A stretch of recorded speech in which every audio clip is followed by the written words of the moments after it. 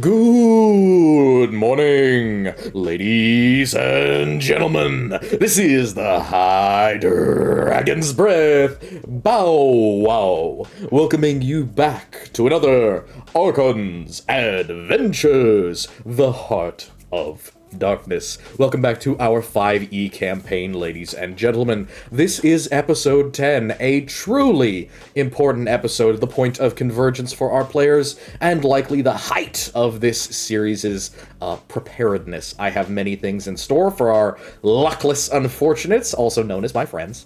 And let's jump right into it without intros today. As of the last session, they have been freed from their successful attempts to regain the missing people of Daggerlad, and after a series of terroristic events northward on the continent, and of course a military movement of the adversarial Izen Dragon society into the puddles, our folks have been sent back to Cuesta with mainly what they would consider a period of downtime. Unfortunately for them, it's likely to be cut remarkably short. So, let's start off with our two beloved folks, one who is going to work off some very well-warranted steam of coming into a society that he's not very comfortable with and being truly ill-used by said society, and another who simply doesn't want to be docked another 100 gold pieces because the other guy is not comfortable living in civilized society. Gaz, where is the lizard going in Cuesta? Straight to the pits. Straight to the pits. He's got a mud hole he needs to visit. You're damn right. So, that's a phrase. That's a terrible thing to call your lizard. Goddamn. There's so many jokes, but I won't because it's 5 seconds into the video. No, that's fair. That's fair. Keep moving. So, you... Oh, and the mud pits, too. You walk straight across town, as straight as an arrow, towards the scuzzy, dirty, unpaved portion of Cuesta proper, the slums, in which you would feel relatively at home at this point, though you haven't spent a lot of downtime there. It's at least more comfortable than all this cobblestone and riffraff and rules that you don't truly understand. As much as you've tried, you've built up a certain penchant of knowledge, both, reading the little pamphlet of how to integrate with society and also living amongst all these other people, but it's still clear that it's not doing it 100% for you. So you start to hear off in the distance the sound of the lovely short gnome on his platform, Jay Swizzle, overlooking his fighting pits. And as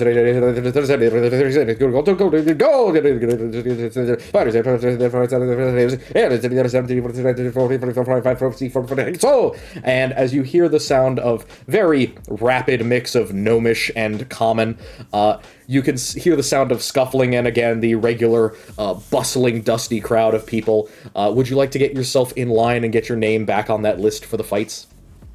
Oh, absolutely. Norbert's around, isn't he? I was just about to go to Norbert. So yeah, I was about to interject. Yes, please. Have I seen these fight pits before? And have I seen Gaz enter the fight pits before? Somebody fought with him last time, and I'm fairly certain it was Roland. That was the lizard. That was no. That was the other lizard woman. That was no, but somebody from the party was with you. Oh, her name was Florin. Her name was Florin West, by the way. Florin West. Thank you, Florin. There was someone with a party with me then? Yeah, somebody was looking over you. I'm pretty sure it was Roland. Yeah, I think it was me. Yeah. We were hanging out, just around. Yeah, Roland was watching you. Yeah, I'm pretty sure. Oh. Because what else were you doing that time? It was session 1.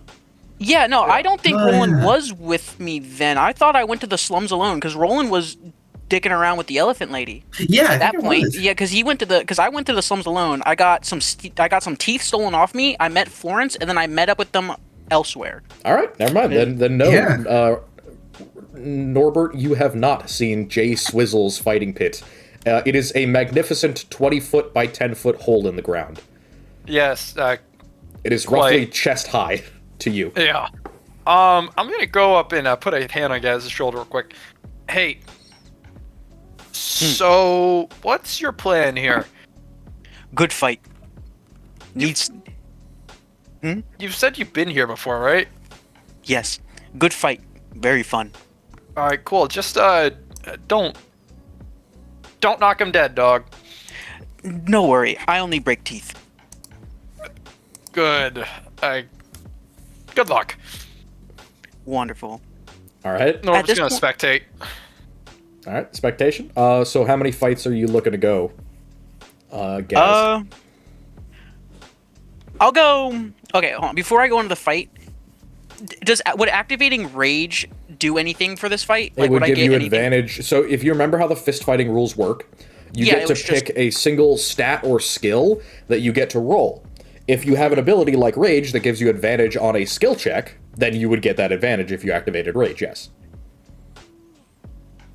So if it's athletics, by the way. Okay, so I would just get an advantage on. Okay, I would get an advantage on any strength checks. Okay, yeah, that so makes sense. strength and athletics, basically, because those are the only two Yep. strength checks that you're allowed to make. Yeah. All right. Okay.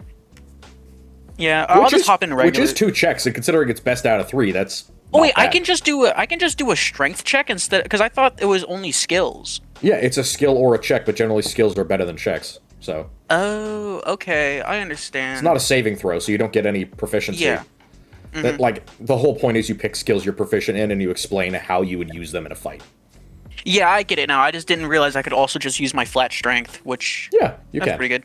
All right, solid. cool. So is that what you want to do? Yeah, I'm popping in the pit, and I have foam at my mouth already. Not sure how you're foaming at the mouth, but all right. So similar to a Komodo dragon, but considerably more green. You hop down into the pit. After a few seconds, somebody else hops down on the other side of you. It's a pudgy but rather wide-built young man. He looks bald by choice, as in he looks like he's recently shaved his head. He's got several little tattoos, especially around his temples, that you would probably recognize. Give me a religion check. Sure. It's like a bunch of like branded up whips and broken Oh, no. swords and spears and shit. Yeah, you Oh. wouldn't recognize it, but it is some sort of religious symbology. All right. Do I recognize it? Yeah, they're icons of Feldness. Cool. So, what are you using for your first check? Um, Remember, I am going each to- round we go, it's a gold piece bet on each person, and the winner wins Yeah. the pot. All right?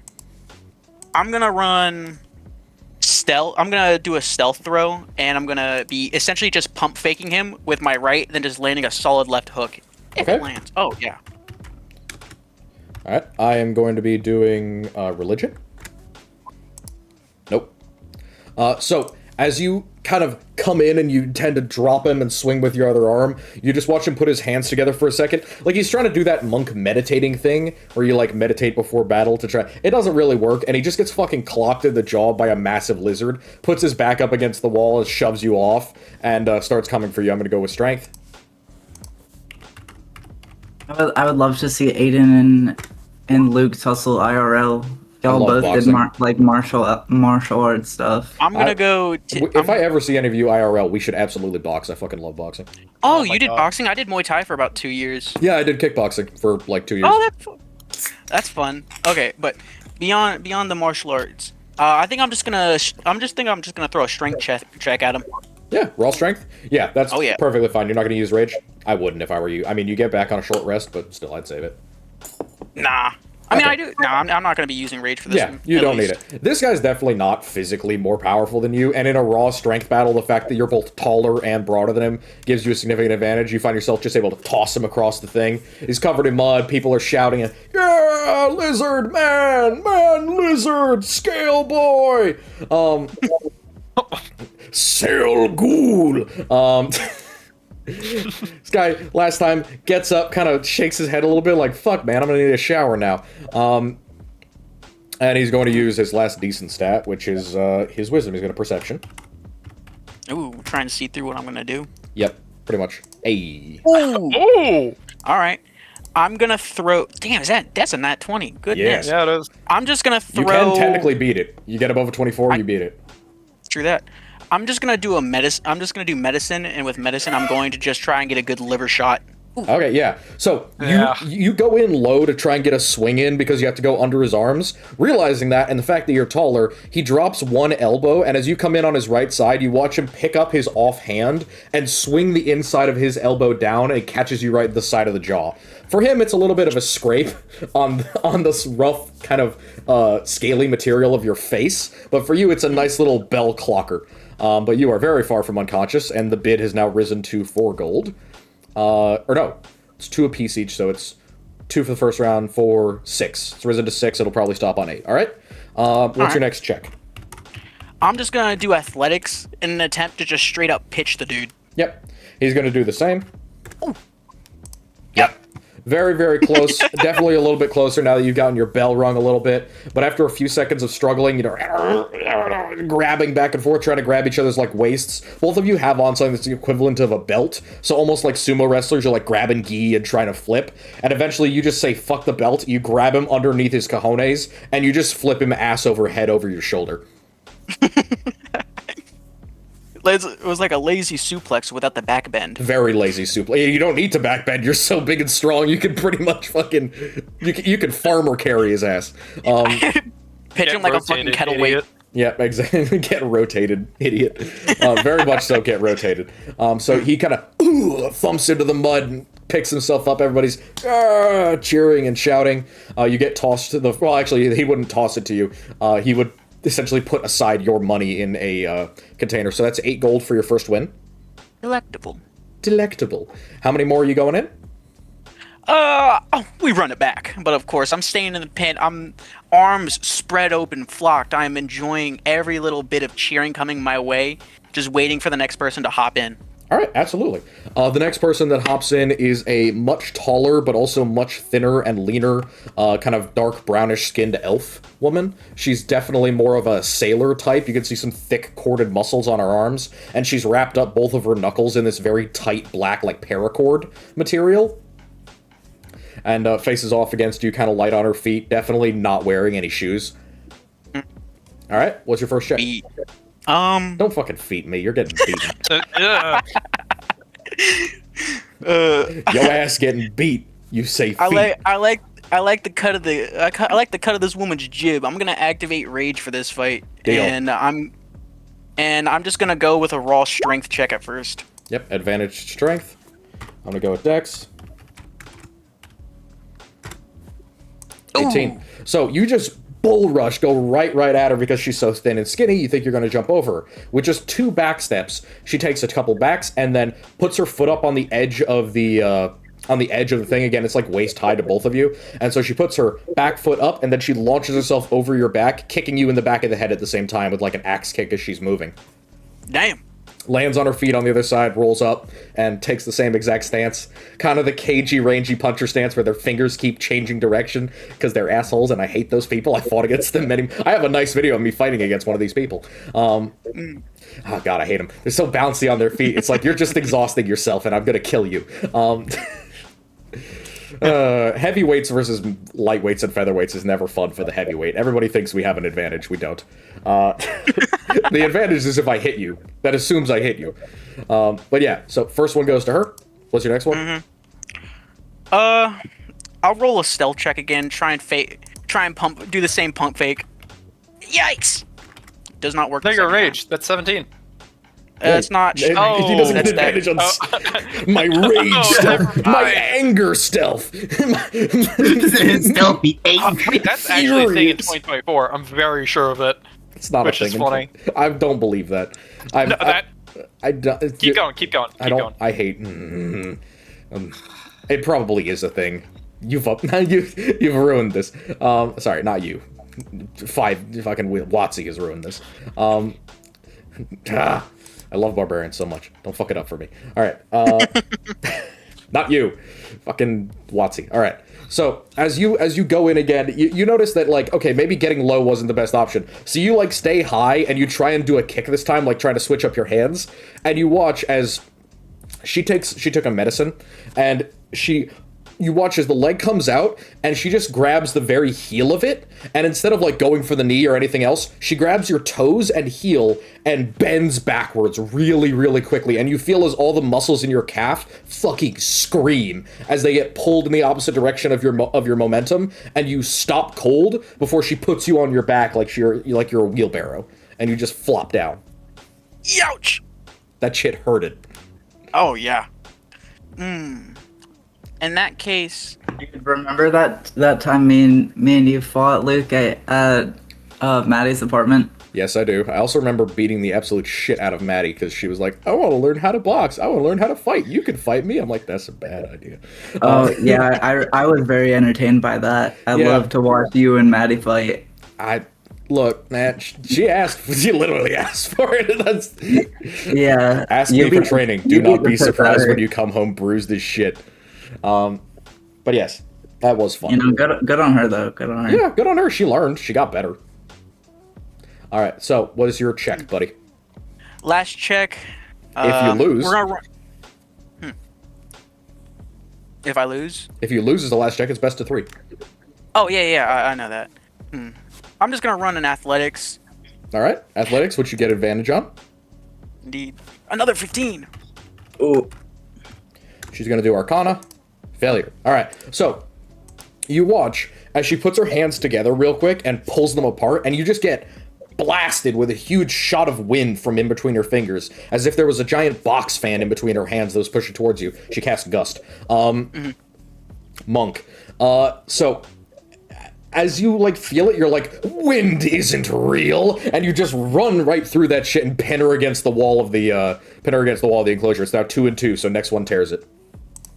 All right. In that Alright. case, I'm gonna. Okay, so I have. Well, I'm just gonna do medicine. Try and hit it. Medicine? Instead of hitting a liver shot this time, I'm just simply going to grab her by the trachea, because that's a medical term. By the throat. Yes. Yeah. Yeah, solid. So she tried to do perception, and she sees at the last moment, like, oh shit! And she like goes to grab your fingers, and you watch as she's too quick and puts her hands like across her neck, and you just grab underneath both arms and just jerk her ass up until her feet are like kicking against the side of the wall. All of you book talk girlies are just having a great time with that image, but not that type of choking. As she kind of splutters and kicks a pattern into the side of the wall, it takes a few seconds before she like puts both of her hands up, but it's pretty obvious that she can't really get away without stepping out of the pit, which would basically invalidate the fight. So there you go. There's your next ones. Again, cheers. Luke, I don't know that book talk girlies are watching your YouTube. I'm gonna be honest. Just because my audience is 99.999% men and then a couple of trans men or trans women doesn't mean that I can't say that there aren't book talk people around. You should see my YouTube analytics. Bruh, it is 100% male or trans of some kind. That is it. That's all It of does it. track, though. It shows you best if they're demographics. trans in your viewer statistics. How does YouTube No, know that? I know them because they're friends of mine on the Discord and stuff. Oh, Yep. Fair enough. Next session, Gaz is gonna pick up a scream mask. Then it'll really be over. Oh, my no, God. not the fucking God. scream mask choking. That's even worse. Yeah, they're touching. like that. We love our we love all parts of our community, but I think that the book talk people might have a problem. All right. I Oh, agree with you you, have a man. problem. Gaz having successfully snapped victory from the jaws of hoary defeat. Ugh. Hoary, you fuck, not W. Ow. You sound disappointed. All right. Damn. I am. This is wanted disappointing. whores. What else I would be? wanted whores. I'm disappointed. Where are the whores I was promised? So, as you seize victory from the jaws of defeat, you receive your 10 gold coins. Are you going to keep going? Oh, I got Question. another 10. Yeah, another 10. That was a 5-round fight. All right. Can I bet on him? You can bet on him, yes, but you don't receive an equivalent return. Okay. So it's not a betting system of like, oh, I get back money from the house. It's literally a pot system. So if you put in 2 gold, you would only lose it because he's your friend. It would basically go gotcha. directly to him. Yeah, it's not horse racing. It's like pit fighting. So if everyone puts in $100, the winner gets $200, not $200 plus the house matches. The house doesn't have a say in this. Jay Swizzle is just organizer, not betting officiant. It also is what makes this legal. You know, little interesting tidbit. This would normally be illegal because it is considered public fighting, but since nobody's technically betting on it, they're just putting down money for the fighters, essentially paying for the entertainment. It's not actually illegal. It's definitely That's a frowned common law upon, loophole. but it is like a common law loophole. I don't see how this would be frowned upon. This is quite literally the best thing that's ever happened in the city. People have been severely nicely- injured and or killed in this activity. Also, it's right next to, you know, the slum district market, which is usually not a good look. Yeah. Nah, see, that's best because then you can go Yeah. get some food and then watch a really good entertainment, or even get some food to refuel for a fight. This is quite literally top 10 society inventions. I need to bring this back to the plan. Look, man, there's a reason that Fight Club is a movie and not like an aspirational movie. I imagine Fight Club, but it's supposed to be an inspirational piece. Like we can Well, I do mean, this people, if we people try still take really him as a hard. fucking role model. If we try really hard and we do our best and we study and train, you too can beat people to a bloody pulp. All right, That sounds like Guys, I'll, through the power of friendship, we blew up this building. The power of that's actually some fucking Power Ranger shit. Through the power no, of that's friendship, really- we blew up this building. Absolutely. that Yeah. 100% is some sort of weird fucked up anime. I'm gonna be Yeah. real. Power That's Rangers. anime, That's dog. just Power Rangers. It's not even. It's not even a weird fucked up. It's just Power Rangers. That's the plot of Yup. Power Rangers. Wait, no, but they all Some dude with a fucking, you know, with their and beat. some dude with a Patrick Bateman profile picture would still be like, "Wow, this is literally me." Yes. All right. So, speaking of people with a Patrick Bateman profile picture, Gaz, are we going for another round? You are going to start to suffer a little bit of exhaustion at this point. 2 fights, one after another, pure physical. Yeah. So, do you want to go for another one? no, I've worked off enough steam. I was gonna end it where I was, Yep. but I've worked off enough steam. I got some good little money in my pocket. Beat up one chubby guy, beat up one really thin girl. Good day. Yeah, Walk off once with my again, 18 Gaz gold. proves himself as the apex of fucking Darwinism development. Yeah, So, Dar- you know, yeah. spirit- Fool, you are something to do with Darwinism. I don't know about development. You might be the concept of social Darwinism made manifest, but you can either be smart or you can be strong. And and Gaz has proven once and once again which one he is. And that You're Those damn right. things are exclusive. yep. I'm gonna be honest. I'm just Oh, no, thinking, you- oh yes, society. How many times the tribal savages have conquered over the civilized fighters? Oh yes, the British Army, well yes. known for losing to. Oh goodness. gaining the world then losing it. Yeah, pretty much. All right, so Well, to be fair, the Germanic tribes did sack Rome. This is true. I Big win spent for an Germany. entire fucking semester knowing why you're wrong, and I'm not even going to go into it right now. But let's be real, they didn't sack shit. They sacked a fucking Yeah, I mean, it empty was city. basically theirs for the They taking. were there. I do know Yeah, they that. sacked an empty city that they were basically invited to protect. Whatever you'd like to call that. Damn. They're also not to blame for the fall of Rome, really. They're only to blame in that they were too expensive to keep murdering. Yeah, no, trust me, I know. I just needed to get the soundbite for YouTube. You know what? I appreciate the soundbite for YouTube farming. That is fair. It's just I've taken way too many fucking Roman history courses. I took several years of Latin in high school. I know my Roman history. Shout out to my 2 most based teachers in all of human history, teaching me Greek back-to-back and Roman history back-to-back for 2 years. Love them. Roman Sounds history like is hell, so I'm not fucking gonna lie. badass. Dude, I took early Greek, late Greek, early Rome, late Rome, emperors of Rome. All 5 classes, all taught by the same 2 guys within like a whole year, just 2 semesters. It was the fucking bomb. Loved it. Roman history is so good. It's so goated. It's insanely fun. It's also great to research. I did one of my major research projects on the wars in Turkey, Lower Turkey, and those were so fucking good. You know, King Miletus and all those little conflicts in the mountains in southern Anatolia are just super cool. I'll share that another time. Piper, you were there when I was making it, so I showed it to you, I'm sure. But it's been a while. Either way, tism aside, let us continue. Gaz, as you get out of the pits, anything to say to him after this truly brutal expression of physical domination, Norbert?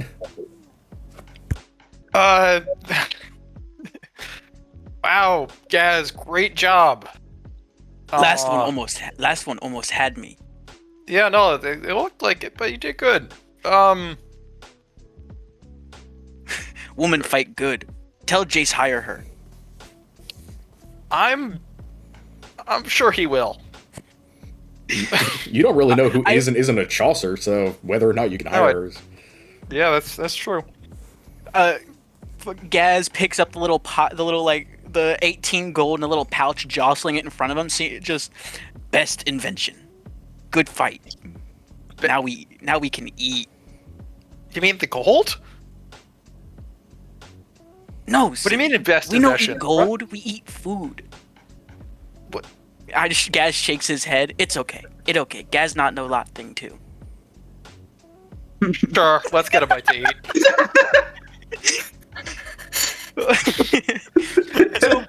So Norma's walking- just happy to get him away from the fight pits. Let's go. What, you're trying to get tea? tea. A bite to eat. Oh, bite to eat. Sorry, I misheard you. Okay, yeah, It's okay. sure. I assume, are we staying at the Wave Mothers or are we staying at the barracks? Have we gotten a place to stay yet, is the real question. We have 'cause I don't we have think not we did. gotten a place to So stay yet. would you guys like to No. handle that before I go to Senju? Sure. Alright. Sure, yeah. Where would we like to go? As a reminder, we have the Wave Mother Inn. We have a couple of other buildings or inns along the High Street. We have the Public Inn, spelled Plubick.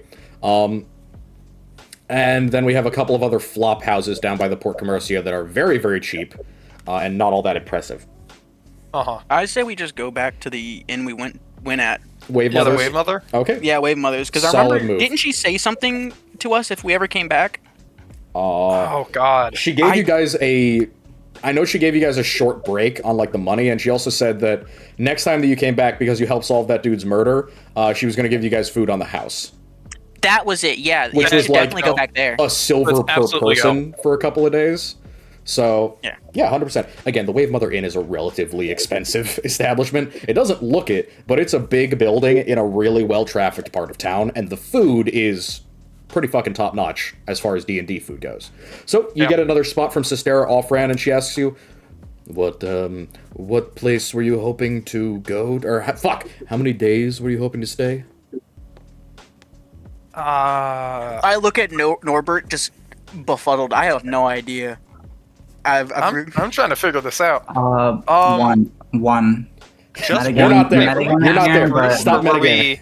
Stop. Okay. Okay. No, I'm trying to remember. All right, what did we discuss last session? Were we passing through Cuesta? You guys, as far as you knew, you guys were spending some time here on essentially vacation. He was going to send you more information if there was any more information to be had. Deal. All right. Well, Just one night, and we'll most likely cash in for a few more, but we're waiting on orders for the moment, so... Okay. metagaming successful. But that's not metagaming. All right, that's just work. It's not information metagaming that's public anymore. that I forgot. It's not metagaming anymore, DM. I own it. I own it, okay? I know, and I'm proud of you for owning it. I'm less proud of Sean. Fair enough. You don't Fair need to enough. listen, you know? You could have... The beatings will come. You will be beat. There is no escape. All right, is it really metagaming if there's a week in between, but a day in between for my character? If I beat you to death, do you end up more or less dead due to your semantics?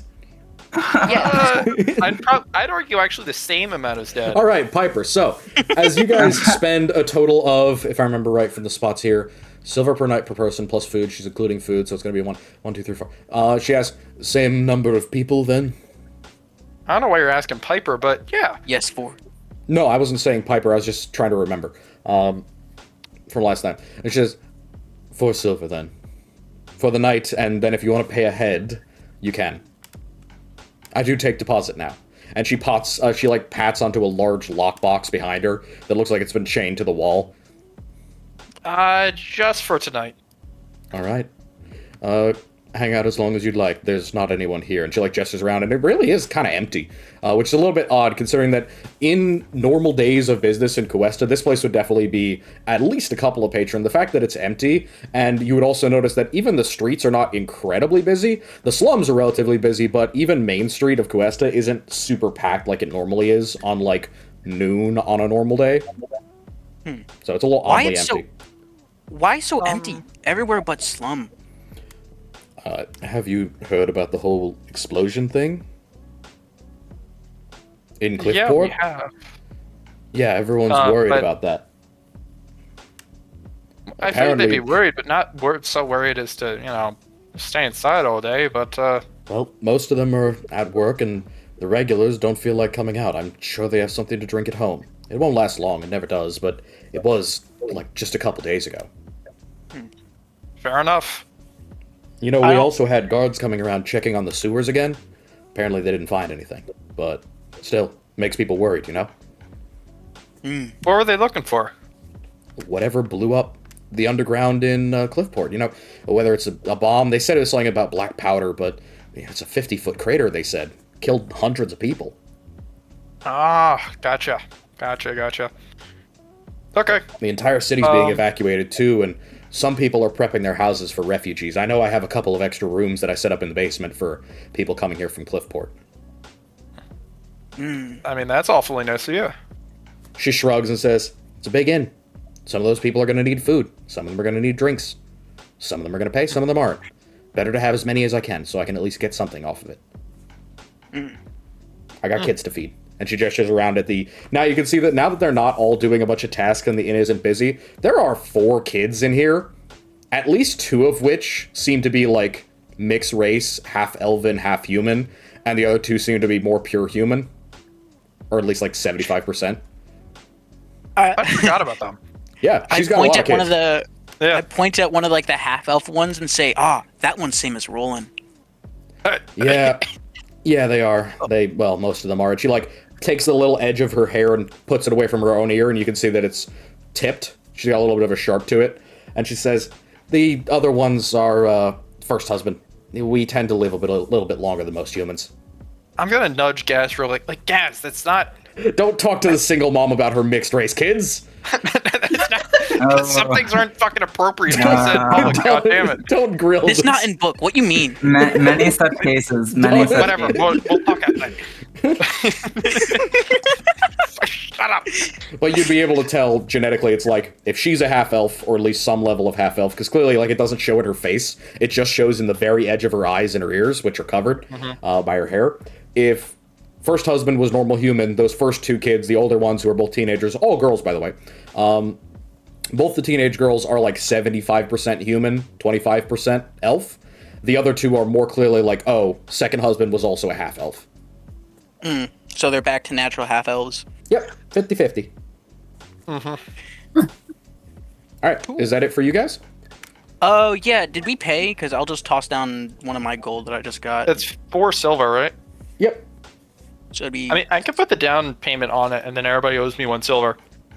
I'll just do it. Yeah. Alright. I got it. Then you got it. I'll spot you silver, and then when we meet don't with even the worry about others- it.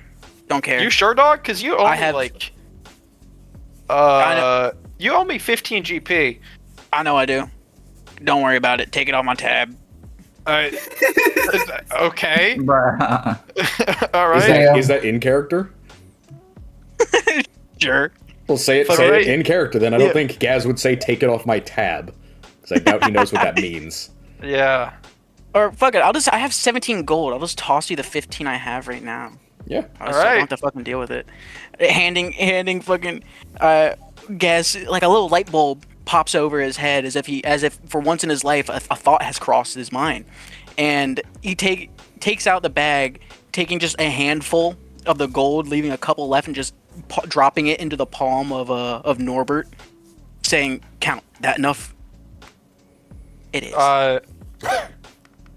It's 15. Norbert counts it real quick. Yeah, this is it. It is enough Thank gold. you. All right. So with that weighty exchange of the mines taken care of, is there anything you blokes want to buy before we move on to Senju? I mean, do we want to eat food no. real quick here? Yeah, I mean, Yeah, other than I guess we can eat as we just pass it off to. Yeah, your meal's free. The meal is about what it was last time. Some sort of stewed field meat. In this case, it's basically pork belly. Fried not too expertly, and with a sauce that you could definitely swear is like rendered apple juice and fat. But it's not bad, and the amount of sugar in it is perfectly acceptable. And then the accompaniment is a thin, like, leek and milk stew, which could definitely go with some salt, but you find that, like, dipping a little bit of the drippings from the pork into it makes it a lot more full-bodied, so it's definitely a good meal. Kind of hearty, but clearly like a midday meal, and not something that you'd get as, like, a group meal for the night. It's a little bit of a on-the-spot food. Probably Is that whatever the just- family's having for breakfast. Gotcha. So that counts for one meal. That for counts the as day? one meal, yes. All right. All right, Okie One dokie. meal, on mark to down. the most beloved bird. By the way, Senju, Yes. do me a favor. Where are you? I'm currently at the docks, losing my lunch into the ocean. Yes, bird vomit. A very Or- unusual event since I don't know if birds can vomit. They Actually, have a tendency to do it Or, with their or baby just bird mouth. just finishing up losing his lunch, I should say. yeah. I mean, owls do. Yeah, owls do, but I don't think other birds do. Somebody can look that up. I'm not going to. As you finish whatever you're doing, you look down. You can see the swirling sharks beneath you under the dock, kind of snapping at whatever you managed to release into the water. Which, considering what you've been eating, ship biscuit and dried pork, doesn't look all that much different coming up than it did going down. Oh, It definitely tastes a lot worse. So as you kind of clean your beak and get that crap out of the crevices of your chitinous material on your face, or chitinous material? No, keratin material on your face. What are you doing? You've received a certain message that if you'd like to read out to the party at large / the your fellow listeners, feel free, but you don't have to. well, I gotta get him first. You're damn right you do. But I'm saying out of character, you can read it if you want. Well, first of all, in character, I want to go to like the nearest bakery or something. Absolutely. There is one in the Port Commercia. It's less of a bakery and more of a bake stand. They don't have donuts, but what they do have is basically a couple of pretty heavily folded croissant-like baked goods. Have you ever seen like one of those really dry bear claws or something like that? Yeah. Yeah. It's a bunch of those kind of laid out flat. It definitely looks like some version of a pastry, but you're questionable about how sweet this is going to be as opposed to well spiced, because you can see like whole sticks of clove poking out of it, and it's clearly been heavily cinnamon spiced. Cinnamon. I'm not really trying to eat anything here myself, but I called to Becky. Hey, Becky! You want anything from here? You watch as there's a little flutter of wings, and Pecky perches on your shoulders. Again, this four-winged tiny creature. It's maybe about 6 inches from from toes to tip of wing, probably about 4 inches from head to toe.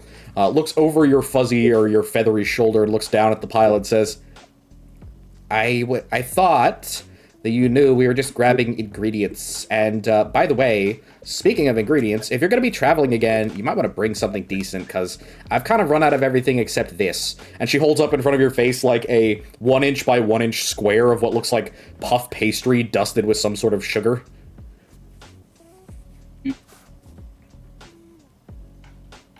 So, that kind of tells me nothing. I mean fruit. I'd like some fruit, or maybe some sugar or something, and then like some flour and butter and shit, you know? This, and she points to the giant, like in comparison to her giant bear claw, isn't gonna fit in the house, and I can't make shit with it. Got it? Okay.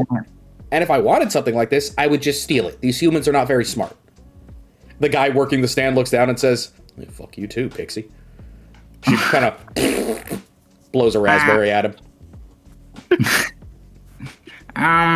Okay, then what kind of fruit do you have? Guy looks over at you and says, "We don't have fresh fruit. There's, And he, like, pokes his head out of the stall and points down the warehouse row to a big warehouse at the end. It says, "Extras is over that way. They'll have something import for you if you want, but it's expensive. Pricey." And he makes, like, a little, like, gold rubbing together thing with his fingers.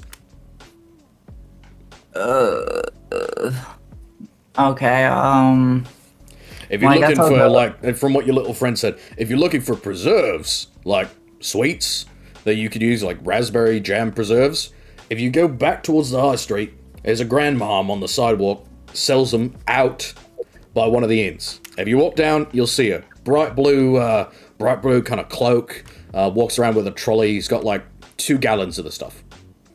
You'll have to hurry though. She won't sell out.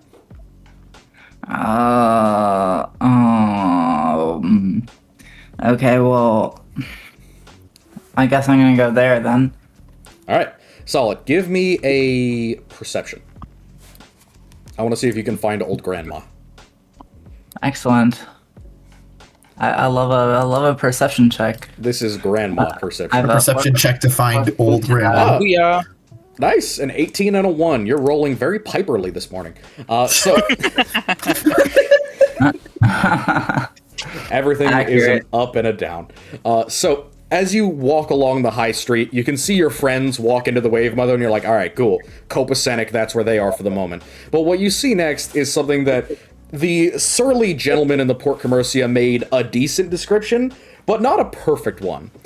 Gam Gam's Jams is a large, covered, hot dog cart-sized stand that a mid-70-year-old woman is walking along with at a decent clip, calling out, jellies, jams, jellies, jams, down the street.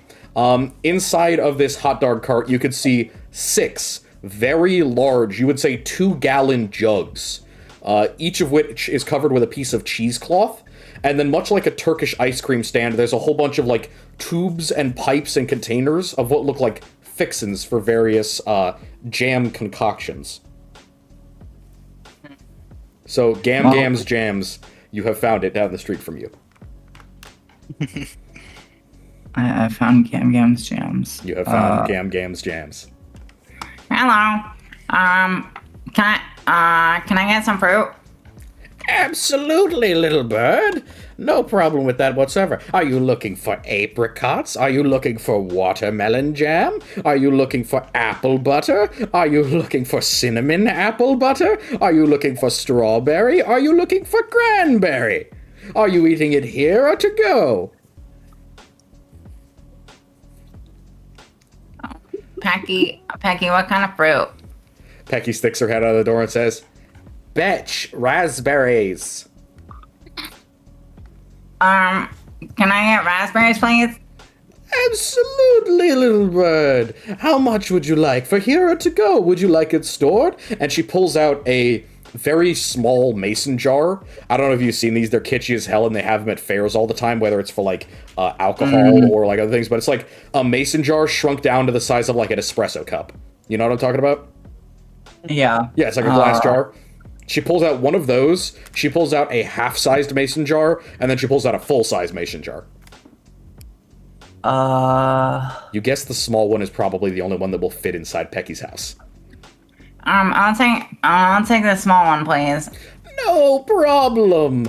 6 copper pieces, please. And she starts kind of grabbing a tiny little ball scooper like you'd use for ice cream, and she chunk, and then chunk, and then chunk. 3 little dollops of raspberry jelly, very heavy with seeds. It's completely non-liquid. The stuff has been boiled to the point where it is like 90% gelatinous. It is very, very thick. And she squishes it down heavily into this jam jar. And then rather than like a tin or a copper cap, she takes a length of wire, like metal wire, and she puts on what you can see is a fatted like tea towel onto the top of it, wraps it, and then wraps the whole thing in cheesecloth. Thank you. Here, Pecky. I got you some raspberry. And you put it at the entrance to the death tooth mushroom that Pecky lives inside of. Pecky comes out, inspects the jar, and kind of opens it, takes out a tiny little knife that you'd see as kind of like a paring knife, cuts it open like it's a kilo of cocaine, sticks it in and licks the blade and goes, "That's good shit. All right, cool. I'll be good for another couple days."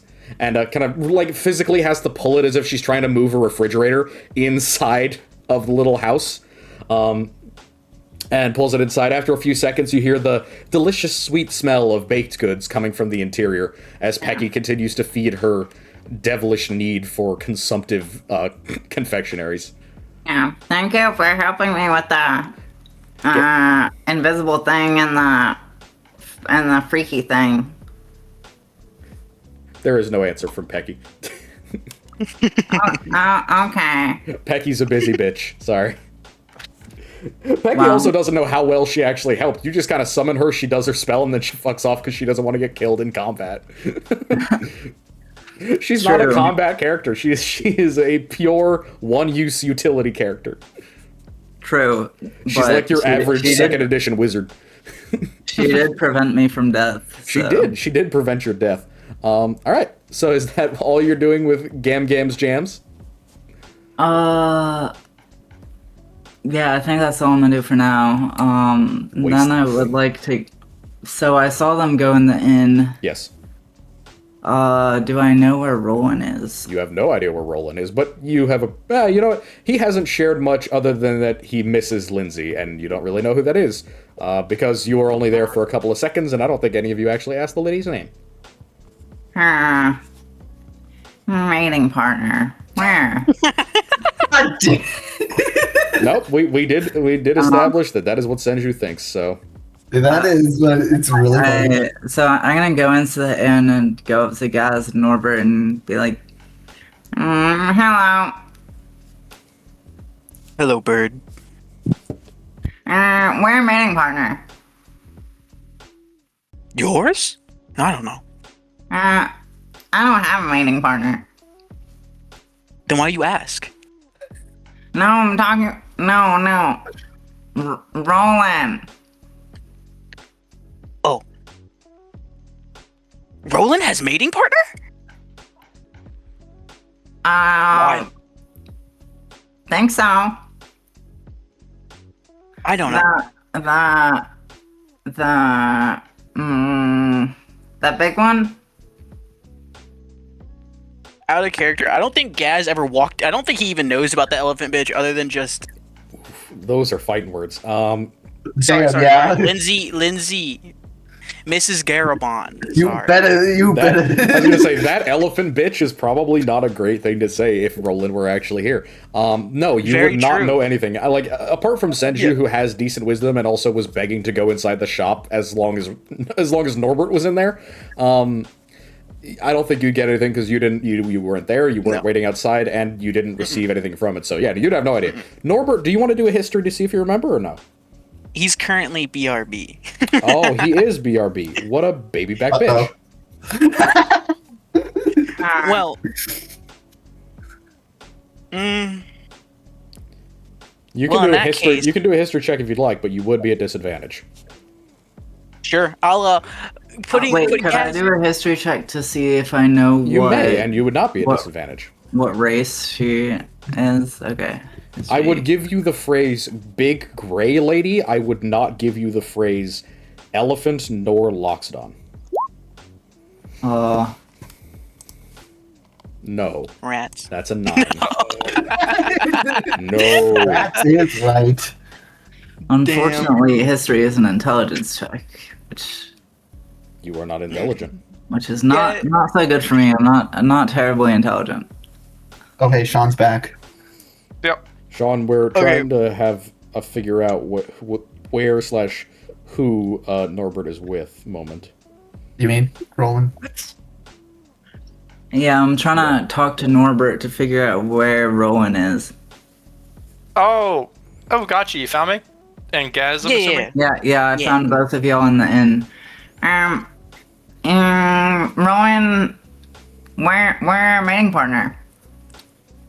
All right. From that, I think Norbert can assume, right? Yes. Yeah. All right. So, Senju, that's a friend, not a mating partner. And it's... what was it? Okay. I think it was Garabon's something. Garabon's... Magics. I'm trying to... Uh, Sure, thank you. I was trying to remember it both okay, in and out of I'll ask character. the I try to innkeeper. help. I'll ask the innkeeper where you're on. It's... No, I can show you, actually. Sure. If you want. Okay. Alright, let's go. Gaz, are you coming? Yes. Cool. Yes. And we waddle. I waddle along behind Norbert. We waddle away. And then I he still- waddled away. Norbert's got his two little fucking freakish little ducklings following him to Garabons. Norbert is a freakish duckling. No, we are your freakish little ducklings. You are the freakish duck mother that guides us. Wow, duck mother, that's a new one. All right. I've heard of mother hen before, but duck mother is fucked. Nah, we're Aiden, little ducklings. You know, applaud your chicken don't analogy. give birth to ducklings. And I feel like that's a pretty good point.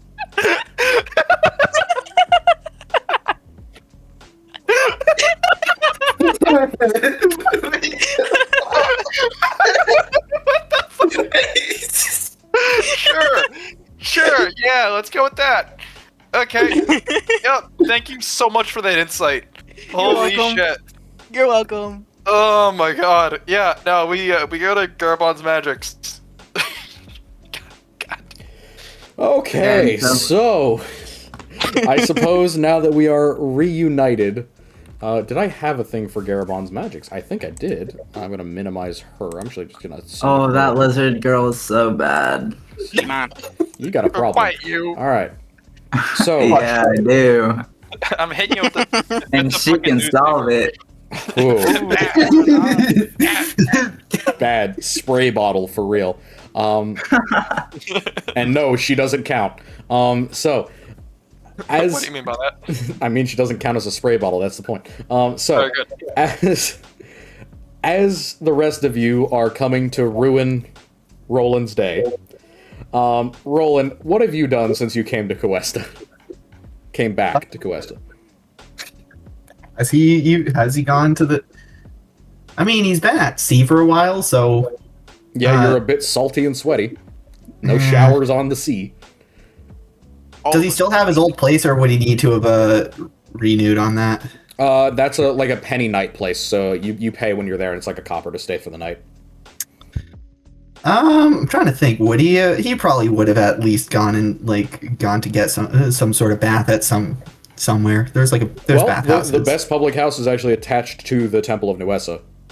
Oh, so then he goes to Nuesa. And, he probably does a few rites. Just very very quickly, like, hey, paying respects, taking a bath, and then I'm out. Religious and physical ablutions are completed. You no longer smell like a man who's been at sea for so many days. He fixes up his robes because the people there probably would help him with that. He has his religious attire over his sailor outfit, so yeah. Yeah. The religious attire for Nuesa, by the way, is pretty much just the color silver or white for the most part. So it's like as white of a garment as you can get it, and then whatever silver jewelry or like silver chain that you would have on. Something really simple, so kind of similar to what I have on right now. Just silver chain. I thought it was. I didn't know it was just white. It's white and I always silver. thought of him having like dark robes, but I mean, Yeah, I'm so- assuming it's okay if he has like a white shirt under because the of- dark and silver robes. Because of how it is with Nuesa and Durgan, the idea is essentially if it's a conjoined temple, it's half white, half dark, half light, half dark. Oh, well then, perfect. But with Nuesa alone, the theoretical color similar to like Saluna is white and silver, but it is acceptable to essentially have darker colors, so depending on the season or depending upon the event. So if it's a celebration of, say, a new moon, you might be expected to bring black robes with silver trim, or something like that. But if you're just a parishioner and not an actual priest, nobody shows up in, like, religious garb unless it's a holiday or you're an actual priest. Or an acolyte or worshiper, which you are a worshiper, but you're just not, like, an official acolyte. Like, you weren't brought up in the church, so to speak. Right, but I still think he has you're a some convert. elements of that. Yeah, you're a worshiper, a convert. You don't work there, is my point. You don't have, like, a uniform. Yeah. I still don't think. I was thinking, is it still okay if he has like black and silver robes? Oh, 100%. I have nothing wrong with that. You're a fucking celestial warlock, dude. Yeah. Yeah, he has black and silver robes. It works perfect. Yeah, Over it like works a white perfect. shirt and dark breeches and everything. Yeah, Again, and- he's After you've cleaned up and prepared yourself, I assume we head straight to Garabon's Magics. yep. Yep. So as you head over and knock on the door, you find, since it is about like 2, 3 in the afternoon, because you all got here around noon, by the time that you're done, it's about 2 or 3 in the afternoon. You head over. You can see that it's the very, very tail end of the workday.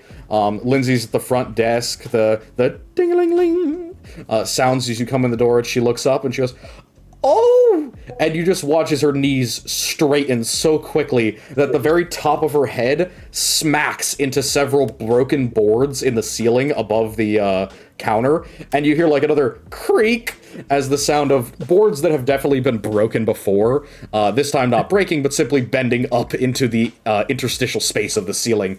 And she bends down so she can see you a little bit better, and she goes, "Oh my goodness, you're back! That was quick! Yeah. It's only been like 3 days!" Yeah, he runs over a bit like, "Oh, are you okay? Wait, yeah, it has been a while." "Yeah, I'm fine, I'm fine." And as you get close, rather than coming out from around the table or out from around the store desk, the clerk's desk, she leans over it, and you just get lifted again up off your feet. She's pulling back with the muscles in her lower back and shoulders, and your feet still leave the ground pretty quickly, and you feel yourself just getting smushed into the underside of her chin. And she says, "I'm so happy that you're back. I hope you got my letter. I know that it's a good spot to send you. I did send you another one, but I guess we don't need it now." "Wait, you sent a letter? I never got it. No. It was only yesterday. It was only yesterday. If you came back by boat, you would have missed it. It's okay. I missed it. I'm sorry." "Oh, it's okay. But I'm glad to be back." Don't worry about it. It was just about all this terrible stuff that's happened. We heard about the news, and I've been preparing a spot for. And she zones out for a second and looks upstairs, kind of nervously says, "I've been preparing a place, but well, let's not worry about that now. How are you? What happened? I hope nothing terrible's been happening in Daggerlad. It's a really nice city, they say." It's been a time, but we've been on the case. I don't want to share too much, but it's official business. I understand. That's fine. I've been missing you so much throughout the entire time. I need to be honest. I've missed you so much. Persuasion. Oh, persuasion. Also, what was that you said, Pipes? I think I missed you. No! You know what? I think it was just commentary on I hope nothing bad happened in Daggerlad. I was like, ugh. Yeah, Can I roll a roll a d4 for my talisman on that? Your talisman being the thing that gives me the extra d4. I can do it 3 times a day. Oh, 100%. Go ahead. Your cloak, yes. No. Well, I think that's the Pact of the Talisman. Oh, different thing. Yes, talisman. Yep. Yeah, it is your cloak, right. but yeah. Oh, 14! I love making people do persuasion on people they like. All right. That's just relationships in general is a constant series of failed persuasion rolls.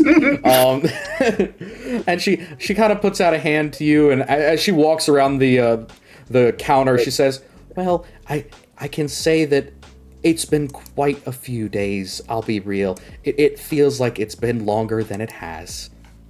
And you can see that, in her eyes, she's very, very pleased that you're back, but just doesn't want to look as good as it feels. Basically, she's putting on kind of a brave face of, I don't want somebody who's definitely going to have to leave again to feel bad for leaving. So Roland kind of sees that, and he just kind of walks up, and he's like, "Lindsay, I am okay with feeling like I want to be back. It gives me a reason to always come back. I always want to be here. Please do not let that... Please don't let that stop you." I could take you down on some gangster shit. You see her face take a couple of seconds to adjust from very, very excited and happy to trying to mollify that a little bit, and you see her really struggle to control her emotions because she's got the big feelings. And she finally settles on a little smile, and those big, wide, baby blue eyes look down at you, and she says, "Thank you for your consideration. It's very kind of you to say. Well, do you know how long you're going to be here? And, well, I don't want to intrude. I know that you and your friends often, you have a spot together, but if you'd like to stay, there's no charge for here. And I've set up, like I said, for people coming down for Cliffport, so there's now extra rooms here if you'd like." Dude, she wants to bone. Oh, I would love to stay here, and I can only hope that we have more time. I was told that it was a little bit of leave, but the life of a Chaucer. But I will promise you, if I do leave, I will come back. She puts her hand on the back of your neck and kind of pats you on the back and says, I know. It's such a struggle. It's so difficult all the time, but while you're here, you'll be comfortable. And she pokes you in the center of the chest and says, here, let me take this. And she grabs like the backpack off of your back and says, here, come upstairs, I'll set you up. he just like, his heart has melted. He's just, He wants you so bad, man. He kind of says, kind of under his breath, not too loudly, he's just like, I love you. Roll me stealth. This is what we want to fail on, though. A mild reminder, this is a creature with extremely oversized ears. Yeah, this is why this is a check I want to fail, though. Okay. Yeah, I can give you disadvantage. Okay, yep. I fail it. I fail it. She hears me say, I love you. DM, look, I failed. No, things I rarely hear. Give me a perception. As you follow her upstairs, you see the regular, like, workshop, or what you'd imagine the workshop is for her. It's several desks, clearly designed for her girth. You can see several, like, long... what would be like desk benches that are kind of sagged in the middle. You can see piles of books have been used to reinforce them. There's a couple of extra nails shoved into a couple of them that are clearly like places where they've broken.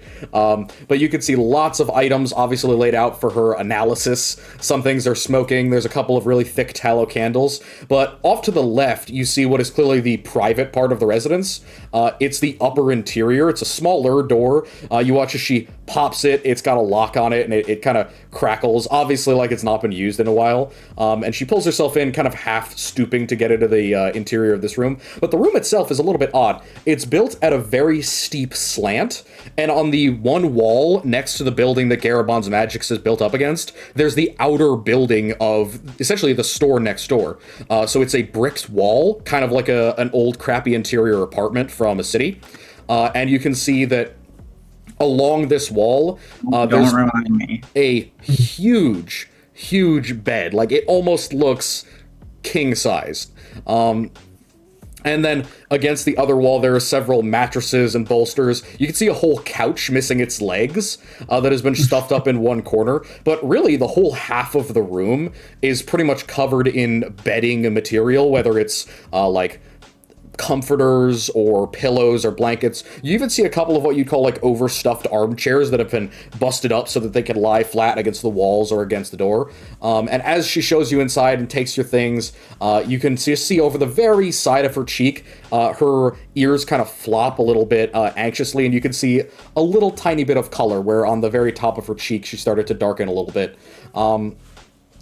And as you are welcomed inside, and she brings your backpack over to a spot, kind of like at the head of the bed, but clearly what is supposed to be like the first of the spots that are meant for refugees. She goes, well, if you just stick right here, you'll be perfectly fine. I have food. I have plenty. I've been actually collecting for a couple of days because they've been in the cheaper markets. And you watch as she sits down on the bed, and there's a loud creak. And she's finally eye level with you for once. And as she sits down, she kind of pats the bed a little bit, says, "Here, have a seat. Let's talk for a minute. I know it's private business, but you." She kind of puts her fingers together nervously and says, "You don't look all that well. I mean, you look fine. You look fine, but like you clearly a little stressed. I can tell. Here, I can get you a cup of tea if you'd like." I would love a cup of tea. He does. He sits next to her, or he sits where she patted. For all that it's clearly like an ersatz kind of, like, again, how do I describe it? What do the millennial kids call it? Like a cuddle pile or a trash pile or a nest? It is similar to that, the place where one can girl rot max in their own room. Are you referring to like a cuddle puddle, perhaps? Yes, exactly. The thing where you just pile up a bunch of blankets and pillows and pretend like it's a bed. For all that it is very much that, there's enough structure in this from clearly like cast-off furniture or damaged furniture that you're able to sit comfortably. She moves over to the side of the room that isn't covered in bedding, and she starts preparing a cup of tea. Over her shoulder, she says, "I hope you don't mind. It's got a little caffeine in it, and it just helps me keep awake on long nights where I'm working." Give me a perception check. Another one. The 13 was good, but that was for outside of the Dude, room. she roofing your ass. No, it's supposed to fizz. It's supposed to fizz. Shut up. 17. This is not the private rooms of a wealthy person. This is the private rooms of somebody who doesn't have a lot of money.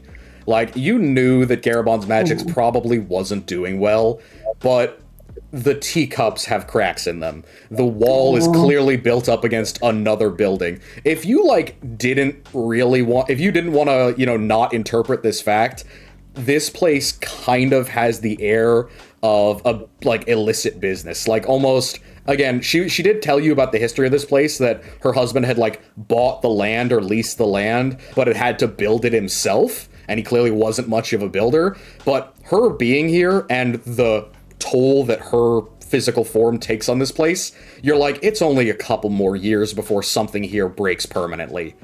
And judging from just the state of even, like, her clothing and bedding, which are, like, piled up in a trunk on one side of the room, she doesn't have the money to fix something like that. It's a little bit rough, and you start to feel a little bit of, like a little bit of teeth gnashing of, like, I cannot believe that this is how it is here at this place. She comes back over and goes to have a seat on the bed, hands you a little tumbler of tea. He sips and just kind of... She wants some day. He just sips the tea, and he looks like Wholesome. the tea is very comforting for him, and having somebody like this who's just there at the very least, but also, like, he really likes her. He's just fucking happy, man. Like, he knows where he is, he sees all this, and he really wants to help her, but he's just enjoying the tea, very, very obviously. I think he'll even say, thank you, Lindsay. This is all I ever could have asked for. Thank you. Well, it's everything I could possibly... Well, it's not everything I could do, but it's a lot of the things that I could do. And while you're here, don't worry about anything. And she puts her hands up in the air and, like, crosses them over her hands, like, throw away your worries. Don't worry about anything. I am happy to return service to one of the great heroes to be. And as she says that, she kind of prods you in the center of the chest again and chuckles and...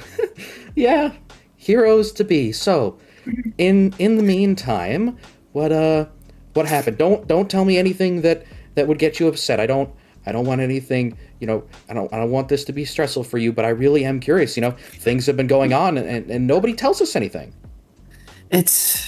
Well, I guess there are some public things that we could tell you. We did rescue about 25 people and brought them back to their families. So that was a very good moment. That's the main thing. It was a very long investigation. We had this one part where I was able to figure out where a lead was by through interrogation, but it was I may have been a bit heavy-handed with it. I'm quick with my words in that way. Well, who could expect any different? I mean, there's so many people who are trying to do terrible things nowadays. I don't think it's wrong for some people to get what they deserve. I mean, didn't you guys get rid of all the people here who were dangerous? At least that's what you said. You said you were looking for those horrible murderers. I think we're getting close, but I can't be sure. She is talking about the twins, by the way. Yeah. Oh, yeah. Wait. I will say. Yeah, one of the twins was publicly executed, but nobody knows about the other one. Actually, wait. We did get him. Yeah, you did, but you didn't tell anyone. Yeah, the other one. You guys killed him in the woods and left his corpse to rot. Yeah. They didn't let me eat it. Technically, he killed himself. Yeah. Yeah. I would say. I guess we did take care of the other one. Yeah. The two of them are. No more. Oh, well, congratulations. And you're telling me that you got rid of more people in Daggerlad? What was going on there? There was more of the same, more drow. I saw the other lady. No, she was miserable looking. They had her out on the docks for a couple of days. Yeah, not more drow. Bandits generally. Oh, well, that's well, now that's they were really just more bad just the middleman to something that I am. And he kind of trails off for a moment. I'm not really comfortable talking about some of the other parts. It's. He takes a sip of the tea, like it's. Yeah, I won't talk about that part. Pussy. She wants some dick. Shut the fuck Stop up. mating. Oh, hey. Piper, That's we're what you're feeling saying? you. You're fumbling. You're Sorry. fumbling. We get Hey. Piper. We get the joke. The 5th time it's not funny. Let's do the thing. All right. Well, everybody laughed, so I think it is funny the fifth time. I mean, she's got a point. You do have a point. Does Fair have enough. a point. Fair enough. All right. Excuse me then. Continue. As you say that, she lets you finish your tea, but you feel that same thing. The trunk kind of caresses around the side of your head, and she pulls you into like a one-armed hug. Again, you're sitting like side on basically to her in her giant fucking queen-size, king-size bed, and she puts an arm around your shoulder and squeezes you in and says, "Oh, you're so brave, and all these things have to happen right when you get into the job. It's just unfair. It's so unfair." And she shakes her head a little bit, and you feel your head literally move side to side as like first the trunk and then like the top of her chin, which she rests on top of your head, is literally like pushing you side to side, almost rocking you a little bit. And then she lets you go and says, "Well, I hope that you're safe and all of your friends too. But did it work out? I hope that it hasn't been too dangerous there. I don't have family members there, but there are a lot of people from Faerun, and, some of those people, well, they're not all that good either, but, they're my fellow countrymen, and I still feel bad when something happens to them as well. Some people are not very friendly to foreigners in Sidra." Mm-hmm. Yeah. It's a complicated situation out there. It's a very complicated situation, but, we managed. And it's moments like this, and I think he takes her hand in his. It's moments like this that make it all worthwhile. Thank you so much. There we go, my boy. Playing the game perfectly. She smiles, and you can see like the wideness of her mouth and the very, very sparkly blue in her eyes. She looks down at you and says, "I'm happy you get to come back to Cuesta.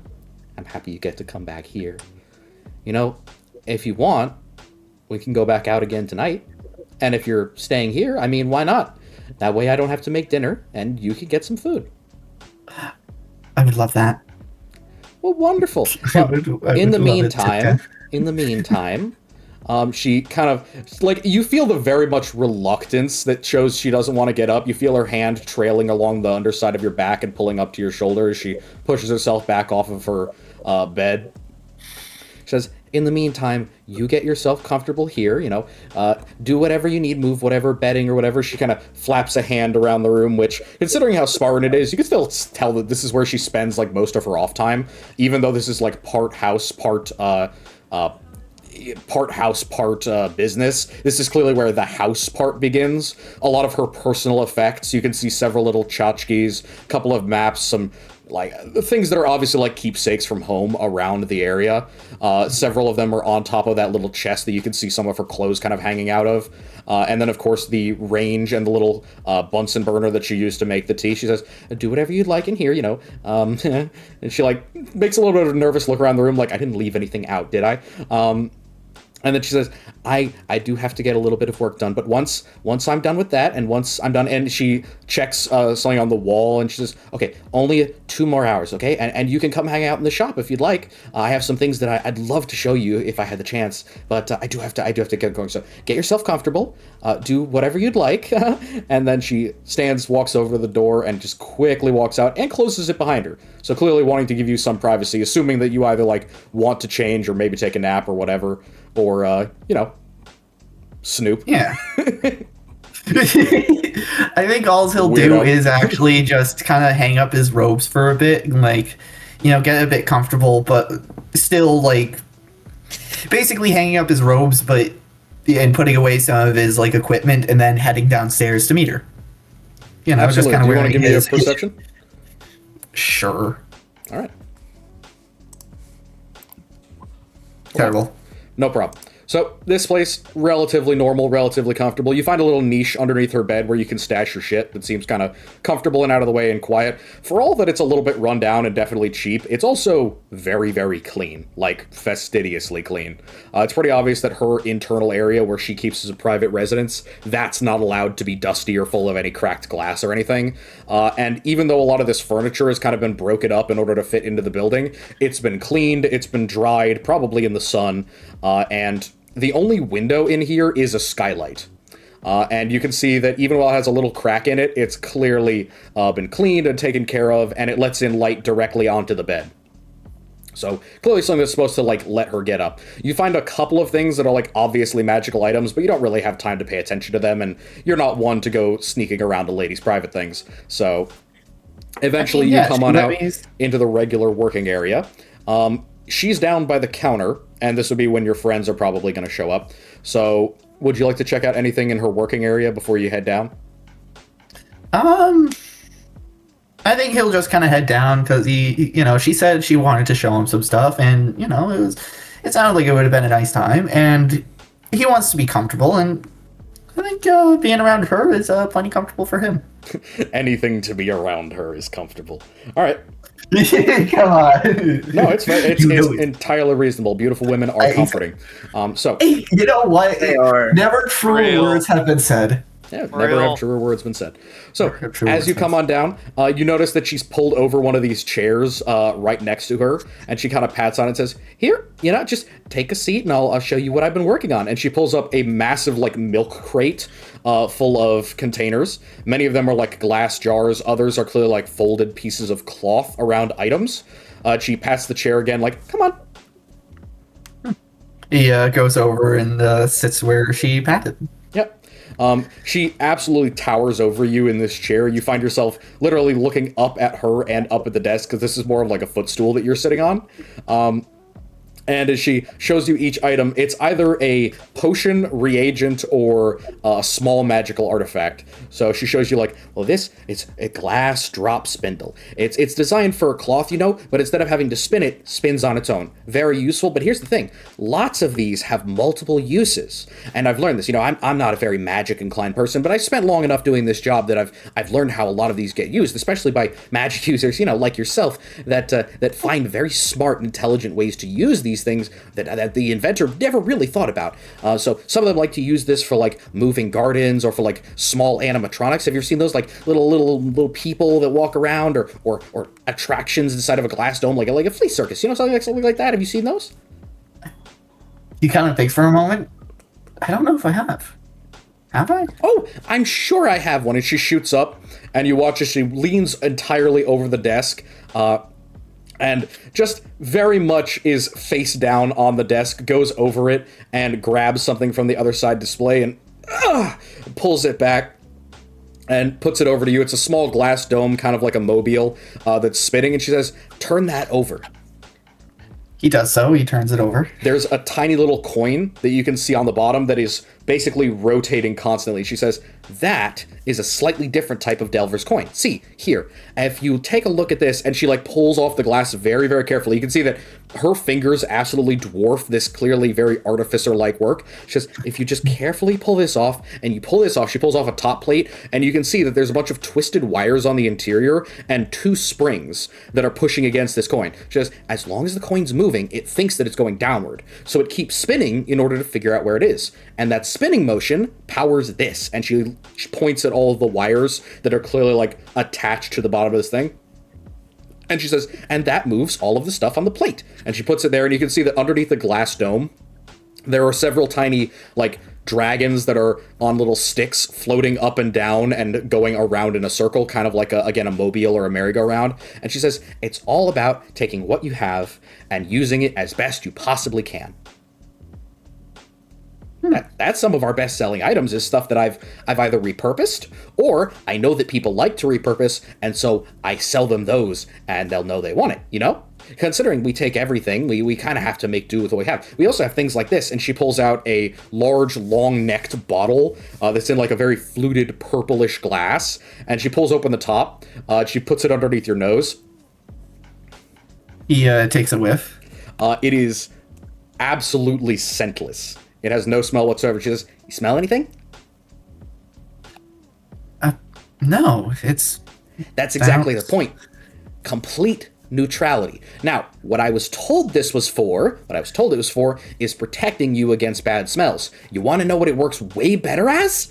It gets rid of bad smells. So if you're in a cleaning business, or if you want to clean your laundry, if you really want to quickly get rid of, any bad smell, you just pour this on, neutralizes it instantly. I was told it's a very, very loose form of acid, so don't get it in your eyes or anything, but it's not bad for something that can pretty much magically remove scent. So we market it as kind of a deodorant type of thing. You can put it on your skin, but I wouldn't put it on your face. All right. She pops So the then back next on. time I get off the boat and need somewhere to clean my clothes, I'll come here. She takes a moment and kind of looks over at you and says, if you want to, I can do that for you. Wouldn't it make more sense for it to be a strong base? Piper, it's magic. Or maybe Lindsay was just wrong. Yeah, she's not an alchemist. Yeah, she doesn't know. She's repeating what she's been told. Okay. All right. I'm not a chemist. I'm a historian. It's a... All right. Okay. Well, strong bases like bleach are usually the cleaning things. Yes, in order to break down fats and lipids, but that's not what this does. This removes scent from the air using magic. Yeah, And but the liquid- deodorizers, and the liquid- like all of them are still bases. We're getting to unnecessary. 10,000 years. I'm being pedantic. I'm being pedantic. I'm about to pedantic all over your ass. All right, so I'll chill. as she says this and kind of looks at you and says, I could do that for you if you wanted, or you could have this. And as she's about to hand it over to you, ding dong, in comes your friends. So Senju, Norbert, Gaz, you enter into this shop to find a Roland without his robes on, in basically a shirt and his breeches, sitting I behind the will counter also next mention to he is Lindsay. still wearing the alabaster elephant amulet. Yes, Oh, 100%. He's been wearing that this entire time. With his alabaster elephant next to his alabaster elephant. And that's what you guys see. She's leaning over him, and as you guys come in, you watch as her head snaps up, and for a brief instant, you get the image of, utter shock and surprise, like she forgot she was sitting behind a counter at her own business. Before she relaxes after seeing it's the rest of you guys, says, "Oh, your friends are here. Hi, are you coming back to buy anything? Or, oh, you're here for him, right?" Sounds very Yeah. disappointed. I take back what I said. Yeah, Oh. I'm here for Rowan. You see, just Roland, just slowly becoming more and more dejected. Like, oh no, they aren't here to just buy stuff. They're here for me. Yeah, Senju does not read the room at all. Of course not. Nor does Norbert, And- honestly. Okay, now that I have you all here, remind me what Jason's voice sounds like. He has a Russian accent, right? Yeah. Chase gave us a mission. You want to hear it? Yes. Is tell. is this something that I can hear, or she looks a little bit nervously between Senju and Roland? Yeah, it's fine. All right. Luke, out of character, can you give me a little sample of what Jason's voice sounds like so I can mimic his voice? I do not know what you are asking for. You are asking me about certain information which I am not necessarily bringing to the fore. This is Okay. Russian. It is Perfect, my standard perfect. R-rolling Eastern European accent. Perfect. Nondescript Thank Eastern you. European. Because I ain't fucking Polish. Senju, there is one thing in Kuesta that you could do for me. There is a small farming town to the north called Emwood. It's the one more close by the Sorcerer's Towers, and considering what you found in today's dispatches, have given a probable cause to send the forces. Luckily, you aren't the only ones three others I know of have been sent. I wish for you to join them and what is happening, because there's a report of some incursion of banditry which may be a cover for Isn't activities. This is a perfect opportunity for them to sneak south and strike the capital, and that cannot be allowed to happen. I hope you contact me after you arrive and have a ready report of what's going on at Domewood.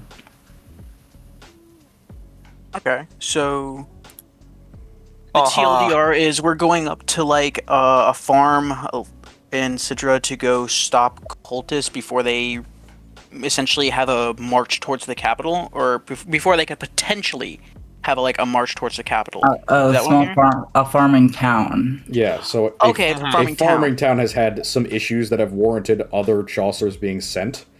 And he's like, hey, go find out what they find, figure out if it's a problem, report back to me if so. Okay, cool. Like, the description he gives, it's like, hey, like, some trouble, like fucking bandits or something. Like, it doesn't seem like he's saying that it's a severe problem, just like, hey, this might be an issue. We lost contact with these people in this town. Some other Chaucers have been sent from other people that I know about. Go help them while you're out there, because it's only, like, a day-long walk. Oh, okay, cool. All right. Got it. Sounds good. Now, before we can... Actually, no. Continue off, Piper. Sorry. Was there any more to that? No, that was... I finished all of it. Okay, cool. Where on the map compare? Do you have a little map of the farm town where it is, or like? It's north of us.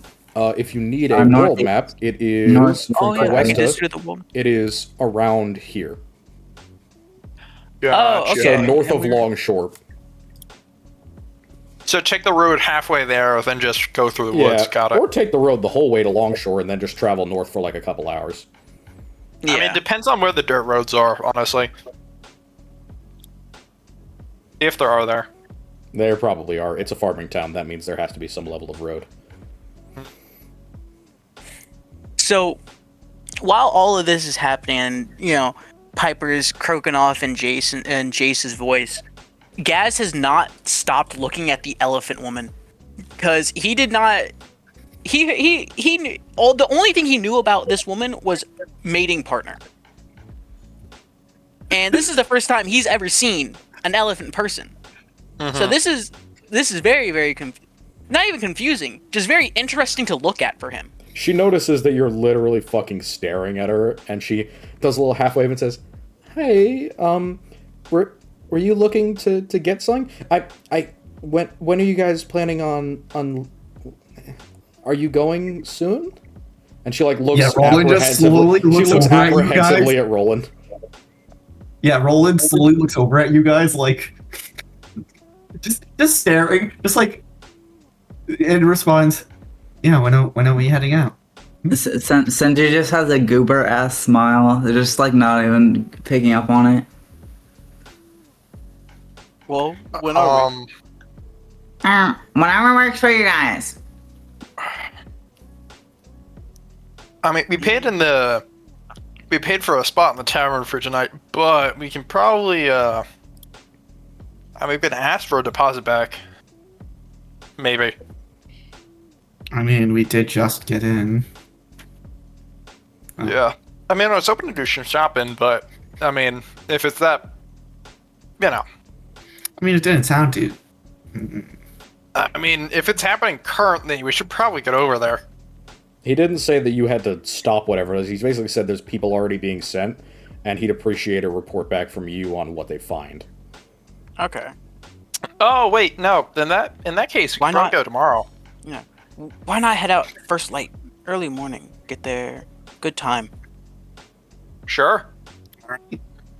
Plus, Okay. I pay for in already. In that case, I'm gonna take the sending stone out of my mushroom bag. I'm gonna say, hi guys, we made it to Cuesta. I told everyone about the mission. Roland has an elephant girlfriend. Did you just say that? Immediate full face blush. Lindsay just straight up looks away from Roland. Yeah, Roland just kind of does the same thing, just like. We're gonna go to that place you said tomorrow. Elmwood. Because we're gonna chill out tonight. Or I would Bye. bye. Dude, y'all That's chose the entire best- message. the absolute best person to have the setting stone. Yes. Absolutely. Yeah, God. you hear just rolling clear his voice like, yes. I'll be staying here though. If you, I could get you back for anything that you paid for me, but I'll be staying here. Yes. Uh-huh. Alright. Cool. Sanju This just is- I guess, says. what are we doing for the Sanju rest just of the says day? still not getting it. Okay. Okay. You know, Fine. this is almost as awkward as if Lindsay was meeting Roland's parents. No. It's meeting my party, which is like Roland's parents are No, dead. this is explicitly worse. this This is meeting your coworkers. Meaning Senju is like, this isn't just coworkers. This is like Yeah, we're your friend. We're your friends, You are Mr. my Frodo. friend. That is, it's just it says a lot about who is friend. yeah. Oh my god. So, man, these are the chuckle fucks you associate with? Exactly. Alright. Like, I mean, on the one hand, damn bitch, you live like this. On the other hand, these at least they are. At least you're not all just human fighters. Like, on the one hand, it's that. On the other hand, she's like, okay, I see why you're cool. I see why you're so friendly with me, because these are the people who are your Chaucer buddies. Yeah. Yes. We have fucking weird looking bear man, lizard dude, bird dude. Uh-huh. And then Schizoid. Yeah. And Oh, schizoid. Truly, Well, that's this is me. a cast. This is a well-balanced cast party. You know? y'all go Yeah. autistic bird, retarded lizard, and then the bear dude that Down Homeless syndrome bear. bear. that for Homeless whatever bear. reason actually understands social cues out of the party. Yep.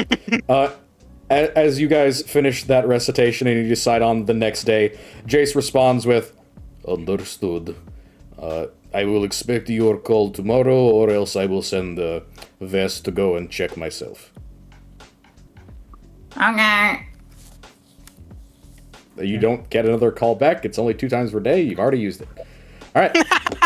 So Okay, Lindsay that looks was- at the rest of you and says, well, if you're staying in town, and I think if that sounds like a mission, if you're staying in town at least for the day and going out, would you guys like to look for anything in here? I'd be happy to sell to you. Okay. All right, what are we looking for in Garabon's Magics once more? We are back in the primary supplier of this party somehow. Yep. As it should be. As it fucking should be. Alright, wait, quick question. You have What any potions mushrooms? do we actually have? What? Do you have any Health- mushrooms? Okay, so mushrooms and health potions, you said? Yeah, I was asking more of like how many do we have, because I don't think we actually I don't got know. any in We have. We have Daggerlord, several. which that was the whole point of going there, was to get health potions at a cheaper price. You guys got We didn't do several that. potions. You have several potions of health overall. I don't know how many you have on you. That depends. Everyone go through their character sheet, I guess, and tell us what health potions you have. I don't think I ever grabbed any. Yeah, I don't have any. We I never think we really had them- exchanged any. I know that I gave you some with the basket of goods that Jace gave Yeah. you guys. So, Who? Oh. Like, so who Oh, has true. Yeah, I those? forgot about that. What are we getting that? Oh my We fucking have god! 2 I minor posted it gritty for healing everyone. potions and, We got 2 minor healing potions and a Potions, greater one- healing potion. mhm. and 97 pounds of salt. I'm so proud Yeah. of us. Who got that on him? That's Gaz, because Uh, Gaz has all yeah. the party's weight. Yeah. Yep. All right, so make sure that's marked down in all of your inventories. Who has the potions? Yeah, how many potions do we each get? None. Somebody's carrying None. all of them at the No, moment. it's Yeah. on item tracker requests, the channel. Yeah. Oh, okay, perfect. Then we'll just kind of keep it there. All right. Mhm. Unless everybody, yeah, sure. All right. Yeah, our party So- pockets, basically. That's I like don't know, 2. sometimes. Well, somebody has to be carrying it for like combat and shit. Oh, of yeah. course. I We'll forgot do- about how about, like, yeah, we'll... That would be Aiden.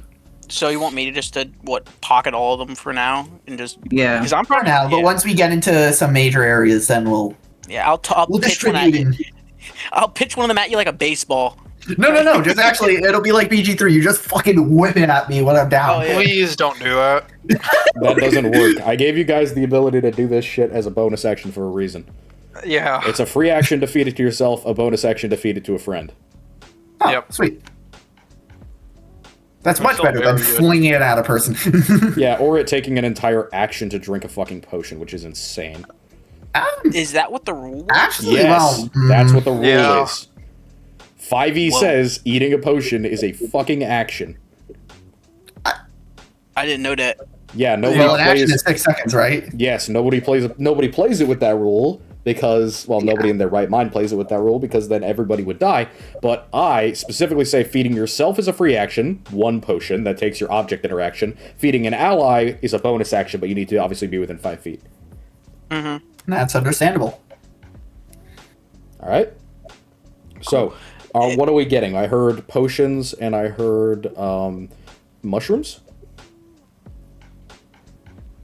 Right? Yeah. Yeah. I'll look for some magic items, but that's on basically the window shopping tier All right. for Garabon. For Baby, do a window everything shop. that you guys want, give me a d6 roll, Cool. and then tell me what it's for. I'll do a d6 for, I guess, Oh, I got Magic 3 items. for the mushrooms. You find that's a 2. you find something similar to what was there the last time. It is a jar of what looks like rotting material. Possibly in this case, it's some sort of rotting plant material, like rotting cellulose. And you see that it has some sort of very fluffy, grayish white fungus growing out of it. It's possibly something relatively simple and clean, but it's also clearly a mushroom of some kind. Hey, while we're doing shopping, I'm gonna go to the bathroom beer. All right. So if you'd like to grab that and take a look at it, you can. Yeah, I'd like to take a look at that. Give it a little sniff. All right, so you open it up. You take give me a con save with advantage. Oh yeah, I get advantage. What's up? Con save. With a 2 trying to find potions, you do find something. Con save, so you are poisoned. With a 14? Oh, with advantage. Oh, yes, with Yeah, advantage. yeah. Never mind. No, you are not poisoned. This is not a Okay, healthy thank thing God. to be breathing in. It's not good for your lungs. You get the feeling that if you weren't so attuned to the good spore, you would probably be suffering some sort of ill effects, maybe poisoning of some kind. But as it is, this is a pretty good mushroom to utilize for all different types of things. I mean, you probably couldn't eat it, but you could definitely use it to try and poison people. Probably only a single use, but I'm Saddam Hussein. What's up? sure. So would you You like know to- what? I'm You like do I'm you. like if Saddam Hussein was a bird. I was just Yeah. thinking of like Saddam, like at the podium where he's calling names out, except it's just Senju. Sean, what the fuck are they talking Yeah, about? I'm honestly like Saddam, but like more based. Yeah, don't compare yourself to Saddam Hussein, please. That's why I said more based. Come on. Yeah. Come on. Hey, I'm back. Yeah, no, please. All right. So, Any effort would you like while I was would you away? like to buy this jar of cellulose fungus? Yes, Yeah, that's I right. would. All right. And you bring it up to Lindsay. Lindsay looks over and says, "Oh well, this was some really nice kind of elm wood, which is supposed to be for reagents and spells of that kind. But I guess you want the And she like makes a gesture at the pretty prominent fungus growing off your back. She says, "I guess you want the fungus, right?" Exactly. Solid, perfect. Okay, well, this is technically inexpensive, but considering that it's literally rotted and no one else is going to buy it, I'm perfectly fine parting with it for 4 copper pieces. Absolutely. All right, deal. You have received Saddam Hussein. you have received a jar of basic fungus. So you can throw Hell it. yeah. You can throw it at somebody within about like 20 or 30 feet, and if it hits them, I will make them do a con save or be poisoned. Oh, I thought it was gonna be like the bottle of black mold where it's guaranteed damage on the Halo spores. No, because this is not very nice black mold. This is just a fairly standard fungus. All right, Okay. and that was a 2 Wait, I on can- looking for So I can potions throw it at or magic someone items. and Throw it at someone within 30 feet, and it's a DC 12 con save or they're poisoned for like 3 rounds. It's not a very long-term thing. Okay. All right. Norbert, you were rolling for magic items or rolling for potions? Magic items. Solid. So with the 2, a lot of the stuff in here is clearly not like good magic items. You know a good magic item because you've been to many a place. Even Jace, who was kind of like kitschy and collecting things that were a little odd, was nowhere close to this place. You find like a mobile that is designed to kind of swing around and emit light. You find a couple of things that emit light very simply, but they are really, really small. So like you find 2 pendants that have about 10 feet of dim light. You find another Delver's coin. This one, again, is designed for you to figure out how deep, like, a chasm or a hole is by dropping the coin down it. And then the only other thing that you'd find in terms of, like, useful magic items is the same thing that you found last time, a cloak that changes color once per day. And she sees, she sees you looking at it and says, hey, tell me, how did the other one work out for you? Because those are pretty good sellers. Ah, right. I honestly haven't had a chance to use it yet. Oh, well, give it a shot. And if you want anything else, and she pulls up a big basket from behind the counter and says, this is pretty much the rest of my stock. I'll take a look in the basket. Yep. It is basically mostly undergarments and a couple of, like, thin linen shirts. All of the cloaks are gone. Everyone else basically bought a cloak or a shirt. Damn. Alright, no, I think I'm good here. Alright. Thank you, though. Well, I'll pretend to look around for the potions with Roland. You don't want to roll for it? I mean, if Roland already rolled a 6, I don't think I need to do anything. He did? No, I haven't. Did he roll? You haven't rolled. He hasn't rolled. I haven't Oh, you done rolled anything. perception. Oh, I'm fucking stupid. Roll me a I d6. rolled perception. Roll me a d6. I'll roll a d6 for some potions, yeah. Yeah, for sure. Yes. Oh, I got a 6. There, on the shelf, is something that you would not recognize. There's a large green pot. It looks like it's been made of some sort of thick enamel. It's relatively heavy and tough, and it's clearly like a hard bottle green. On the other hand, Norbert, you would find something you do recognize, a potion of greater healing. Not in like a fake bottle, not in a bullshit thing, an actual potion of greater healing. It looks like there's been some sort of fuck up with the wax, like the exterior of this bottle is clearly not perfect, which is probably why it's in this shop right now, but the contents look perfectly right. Red and light and viscous. Like blood. Sure. Alright. Anyway, what about that green bottle? That's something that Roland found, so I'll leave that to him. Oh, I kind of grab it and examine it. Alright, do you want to give me an Arcana? Sure, buddy. Alright. No idea. It smells a little spicy, but more than that, chemically. Like, very chemically. Kind of like if you've ever smelled the interior of, like, a pharmaceutical lab. Huh. Like, unsafe chemically. Is Norbert like right there next to me, or is he like a? Yeah, you guys are in the same area. Yeah, I kind of like tap him on the shoulder since he's like in. I'm assuming like relatively very close reach. Mm-hmm. And he's like, "Hey, you want to check this out? Looks like it could be Sure. good, but I have no idea what it is." Give me an Arcana, give it a sniff. 17.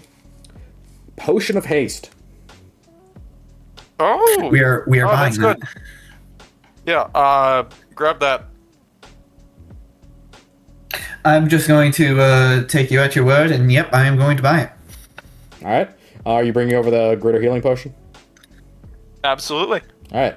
Lindsay looks at the two of you, looks at the 2 potions, kind of takes a second to look at Roland and says, Is this for you?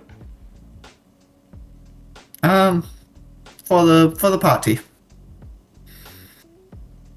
For the party. Roll me a d6.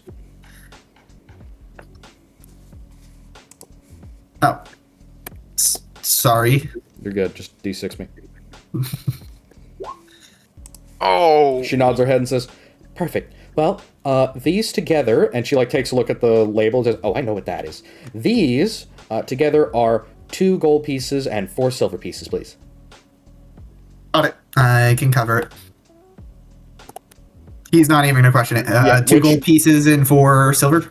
Yeah, 2 gold, 4 silver, and you would know that is a drastic undervaluation, like drastic. He throws in what would be more. Does he realize what would be more equitable? A standard greater healing potion is 50 to 75 gold pieces, 100 gold pieces at market price. Jesus. She's giving it to you for a gold and 5 silver, basically. The haste potion is upward of 40 to 50 gold. Greater healing is worth more than host or haste. Goddamn. Greater healing is one of the most more expensive. Fair enough. Superior is the only one better, if I remember right. I didn't know this were a thing. Yeah. Like 64 or 84, whatever it is. Oh. Do we want to do what? I wouldn't even have enough to give her, but we do need these potions. But I don't want to fucking. She's only charging you a gold and 5 silver. Oh, isn't it 2 gold? Oh yeah, sorry. Yes, 2 gold because one of the gold for something that would be like 50 Damn gold. it, Sean! Shut for up. something that would easily be like upward of 75 gold at minimum. Yeah, and buy it. Yeah, he's buying it, but he knows like, oh, this. I feel terrible. She throws you a little wink as you pass over the money. He still looks like he's like. I'm trying to think of like the he definitely looks a little like I feel so horrible. I'm sad, but we really need this stuff. Thank you, Lindsay. He literally kind of goes, "Thank you." She mouths something at you and could give me a perception or an insight check. Oh, an insight. Yeah. 22. She mouths, "You'll cover dinner," at you. Yeah, he nods like. He just kind of nods like. All right. Anybody else looking for something to grab? No, but can I talk to the Lindsay? Yes. Absolutely. You walk over to the front as they finish their transaction. She kind of looks she looks to Roland like, "Are you coming back to sit around the counter, or are you just hanging out?" And then she sees Gaz approaching and just kind of nods and kind of leans back over the counter and says, "What can I get you?" Nothing. Okay. Sorry. Nothing. What are you? Well, sweetie, What are you? I am a Loxodon. They're kind of, I don't know if you know what an elephant is, but they're these big gray creatures. They kind of look like me, just a little bit less, not so much arms, legs, and a face, more like animals. But we are from the Great Plains out in Faerun. I'm from that continent. I'm not from here, so that's why you haven't seen someone like me before. I've seen you before. I know what lizard men are. But you're not really from my neck of the woods either. You know, Yeah, I wanted to be offended at what are you, but I've been asked what are you as well. So True. And I can understand her understanding of like, hey, people from this continent are automatically not going to know what the fuck I am, and admittedly to them, who don't even know what an elephant is, yeah, I would look fucking weird. I'm not from neck of woods. I'm from puddles. Well, that technically could count as a neck of some woods, depending on where in the puddles you're from. I've never traveled up that far. I did go for a little bit up to the north, but that was to the fortress, and that was mostly because, well, there was a nice day on the town, but that, it's been a while. You're also a Chaucer, right? And she like looks for the pin on your person and sees it. And she says, "Oh yeah. So what can I do for you?" She's like going back into, "Oh, I'm trying to be, business lady." Ignoring the secondary part of that question, he goes, "Oh, I go to Sildra Fortress too. Long time ago." Oh, what for travel or? No, I look for monster to hunt. Big creatures to slay. That's why I Chaucer. Oh, that sounds very noble of you.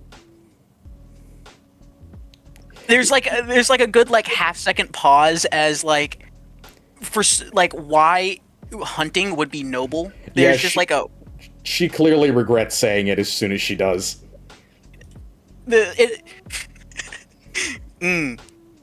What noble? Good of you. Good of you. You know, a thing to help other people out. You know. Why I help other people? I hunt monster. I get Yeah, but big hunt. monsters hunt other people. You know. So when you get rid of monsters, it helps others who won't get eaten. They're as if like matched to a gunpowder. There is an explosion of just thought in Gaz's head as he makes the mental connection of why he's getting paid to kill monsters. It's because they hurt the other first time. Yes. He look. Don't look. Definitely the first time. He heard a good thing. He heard get money for slaying monster, and that was the most he ever thought of, because he got exactly what he wanted out of that. But now he understands why it's there for him to do. This is the society. This is the learning Gaz needs. This is the character development. On that note, Gaz, with this new profound thought of business in his head, Gaz thanks the elephant lady. You seem smart. I maybe come back. And then before turning around and walking back to the rest, before shuffling around amidst the store, looking at words he can't read. Well, thank you. We appreciate your business. Come back anytime. She looks over to Roland and just asks, "He's with you, right?" He just kind of nods yeah. It's very good of you to have somebody like that you can help out. I wish I had somebody like you when I first came here. Oh. Oh, okay, so she's referring to someone who's not humanly cultured. I thought she was just calling me retarded, which I No. also agreed with. No. I mean, it could be that. I don't know. That's how I'm gonna take it. That's up to interpretation, my friend. Yeah. Yeah. Gaz But- didn't even catch that as an insult. But honestly, Garrett, isn't. she used that opportunity to get some dick. Dog, we gotta chill. Yeah. We gotta chill the fuck out. She wants some. Look, It is also thank you for interesting to mention. Thank you for all that, Piper. Thank you. You It know is what? No, also interesting thank to you. mention. You're saying all the things on my mind that I'm not going to say out loud.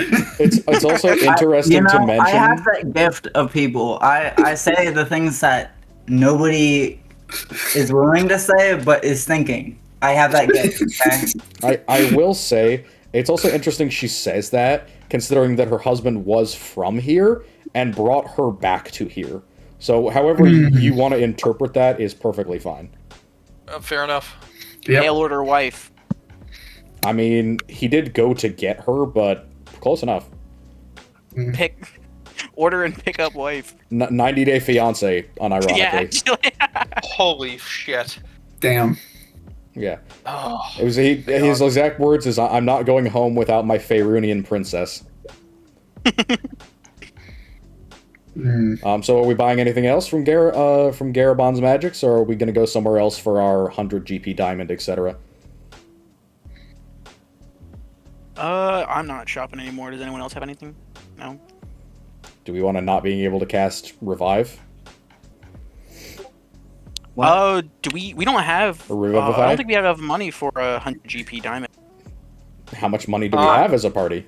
I would all right, love I have a to question. have a diamonds for just in case, but Yeah. I just paid off the fucking The debt. diamond I stole from that bitch, so That bitch. Very nice bitch. That's crazy, God actually. damn. We were She the was ones a who very stole. good Samaritan. Yeah, she was sorry, not Considering she was a not- foreigner, yeah. Sorry, Yeah, she was. sorry, I didn't realize I had a bunch of fucking feminists in my. Whoa. Bunch of Reasonably true. fucking Whoa, let's liberals. not get too Reasonably A hasty. true. bunch We're of just fucking being liberals. Sorry, the diamond I stole from that kind citizen who happened to be a woman. From that kind citizen who just happened to be a bitch. I'm That's not exactly gonna what I was lie. thinking. You didn't have to add on the last part. No, it was absolutely necessary. I'll No, it definitely was I'll take not. the title of feminist to avoid the normal one. So Oh god. Post it to YouTube, right? You're either a feminist or a chud. You pick. take feminist for now. All right, so Oh, women's rights advocate for sure. So Let's go. no, let's go. Let's go. Let's go. Women, yeah. All right, so He's raising the bar, guys. if we're not buying anything else and we don't have any money to make use of one of the most important spells in 5e, Yeah. not even altogether, we don't have 100 gold pieces between us. I can't. I got Hey. like $2. I got Yeah, 20 it says gold. $2. All right, 20 gold. Right, we Senju. might have enough, but the problem is it would bankrupt us, basically. Yeah, Yeah, I but have what else are you 3 paying gold, for? bruh. Also, don't you guys have a bunch of items you can sell? Wait, what? Wait, don't we? Yeah, wait. This is why I keep saying you guys need to check your inventories because I know I give you guys a lot of shit, and I, I do know have that that- you're not checking what you have. I do have that ring with the pearl in it that Yeah. I'd like to sell. That's Oh that, shit, yeah. that is that guy's wedding ring that he got from his daughter. I don't Oh my god, yeah, I forgot. Holy shit, I forgot about that. Yeah, that feels Oh that's my kind God, of fucked that's up to bad. sell, but like, what else am I gonna do with it, honestly? drip yourself out. But Dude, Am I gonna get oh, a? Am no. I gonna get a fucking? No, I won't. you're a crow. You like shiny You won't things. corruption You would from that, totally but, like- love. I to wear won't that ring get on your corruption from that. I mean, No. you might be Surely. sad, but I don't think Surely. that that's corruption worth. No, of course Excuse me? not. It absolutely is not. Yeah. Okay, I'm gonna sell that ring with the pearl in it. All right. All right. Wisdom so, save. do me a favor. Give me a persuasion. Okay.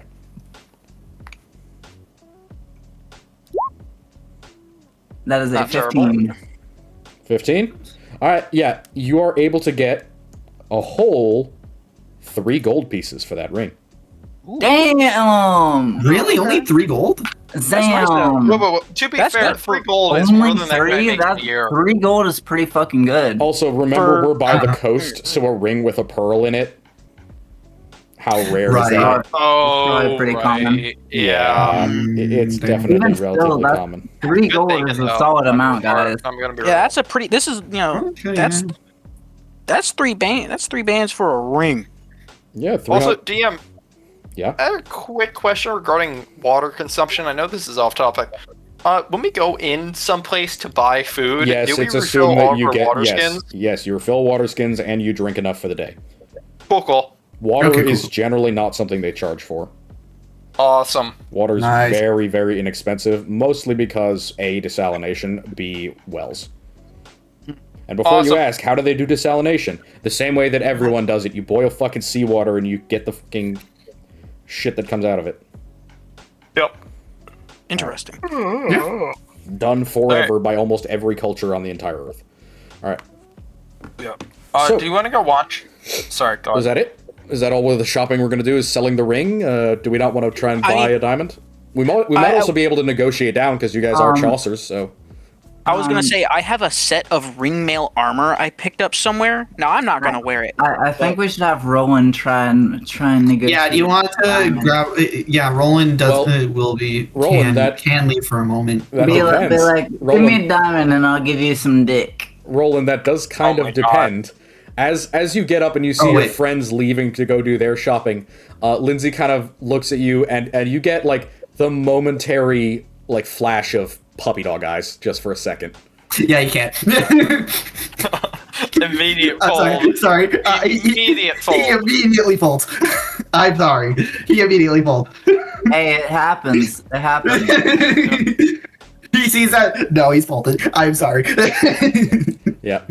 And you happen to enjoy the rest of your evening for the next hour or so, glued to Lindsay's hip as she shows you more of the enjoyable, entertaining items that she gets on a daily basis. Yeah, this is how he was meant to spend his day. This is how I am meant to spend my life. This is my hole. It was made for me. All right. So, who is trying to sell off this ringmail armor? What about the rest of you? Anybody else have some random Also- items, some spears or something they picked up? Oh, if you have spears, give them bitches to me. I need more things to throw. But Fair enough. I have a small horn made of bone I could sell. You could. I kind of Ooh. I Alright. would like to sell that because I don't know when the fuck I'm using a small Who horn. has the made of highest bone. charisma? Because this is going to Probably take a not persuasion me. check. Mine is +1. Senju? Mine is definitely not the highest. My charisma is +1. Okay, so... Mine is -2. Okay, so it's All right, so between it's not Senju and... Let's have it be Norbert. Because Norbert can speak I normally. apologize for this, Yep. but man folded. Yeah, Norbert, folded. you have two Man items folded. that you need to hawk. One of them is a set of ringmail armor, which is a relatively nice set of armor.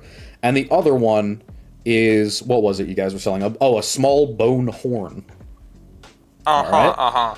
Give me a persuasion check for each. First one, the armor, then the horn. Right. You're selling these at different places along the main street.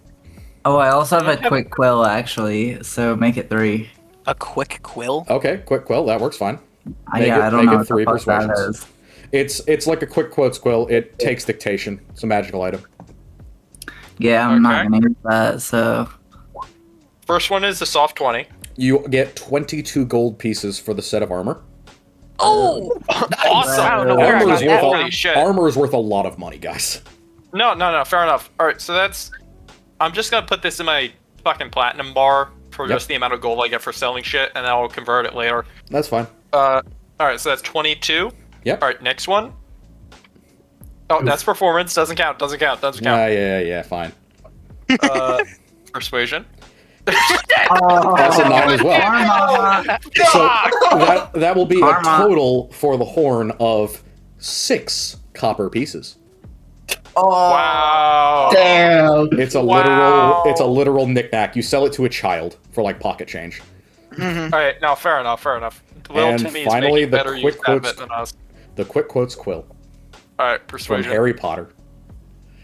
15. 15! For 15 that, is you good. are able to get 13 gold pieces for the quick quotes quill. Great. Ooh, yummy. 13. Goddamn. Alright, so, Pretty close to Oh, the market ladies value. and gentlemen, we've I'm made a gonna take total that. of... I'm gonna hold on to that 13 gold. That's my 13 gold. 'cause Yeah, it's my alright, quick so we quill. made a total of 35 gold and 6 copper pieces. That's not bad. Yeah. All right. Alright, so... the small horn Senju, made of you're stone taking was, 13 was immediately, 6 right? copper. 6 copper. I'm gonna hold on to that as well. Alright, so then I have 22 on me gold.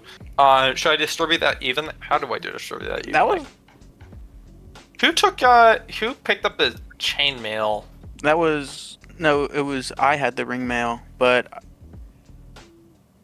But what? I have no idea where I got it from though. It doesn't matter. You just picked it up from a corpse. Plenty of I it. believe Probably. it was from the assassin on the way to Dargalar. Yeah, exactly. He had ring mail on. Oh yeah. Yeah.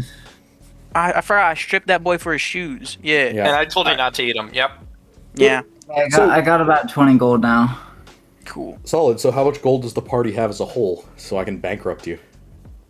Are we considering the total of 22 to go to Gaz? I mean, I'll just put it towards the fucking. Yeah. I'll Read off the Put- amount I of think gold. technically, Gaz, I think you also still owe Roland some money. Yeah, but Roland isn't Don't here. we wanna buy a diamond first Yeah, though? That's what I'm Just saying. so Before we we Yeah. split it up, let's just go try and get that diamond, alright? So, Alright, so- you head into one of the jewelers along the high street.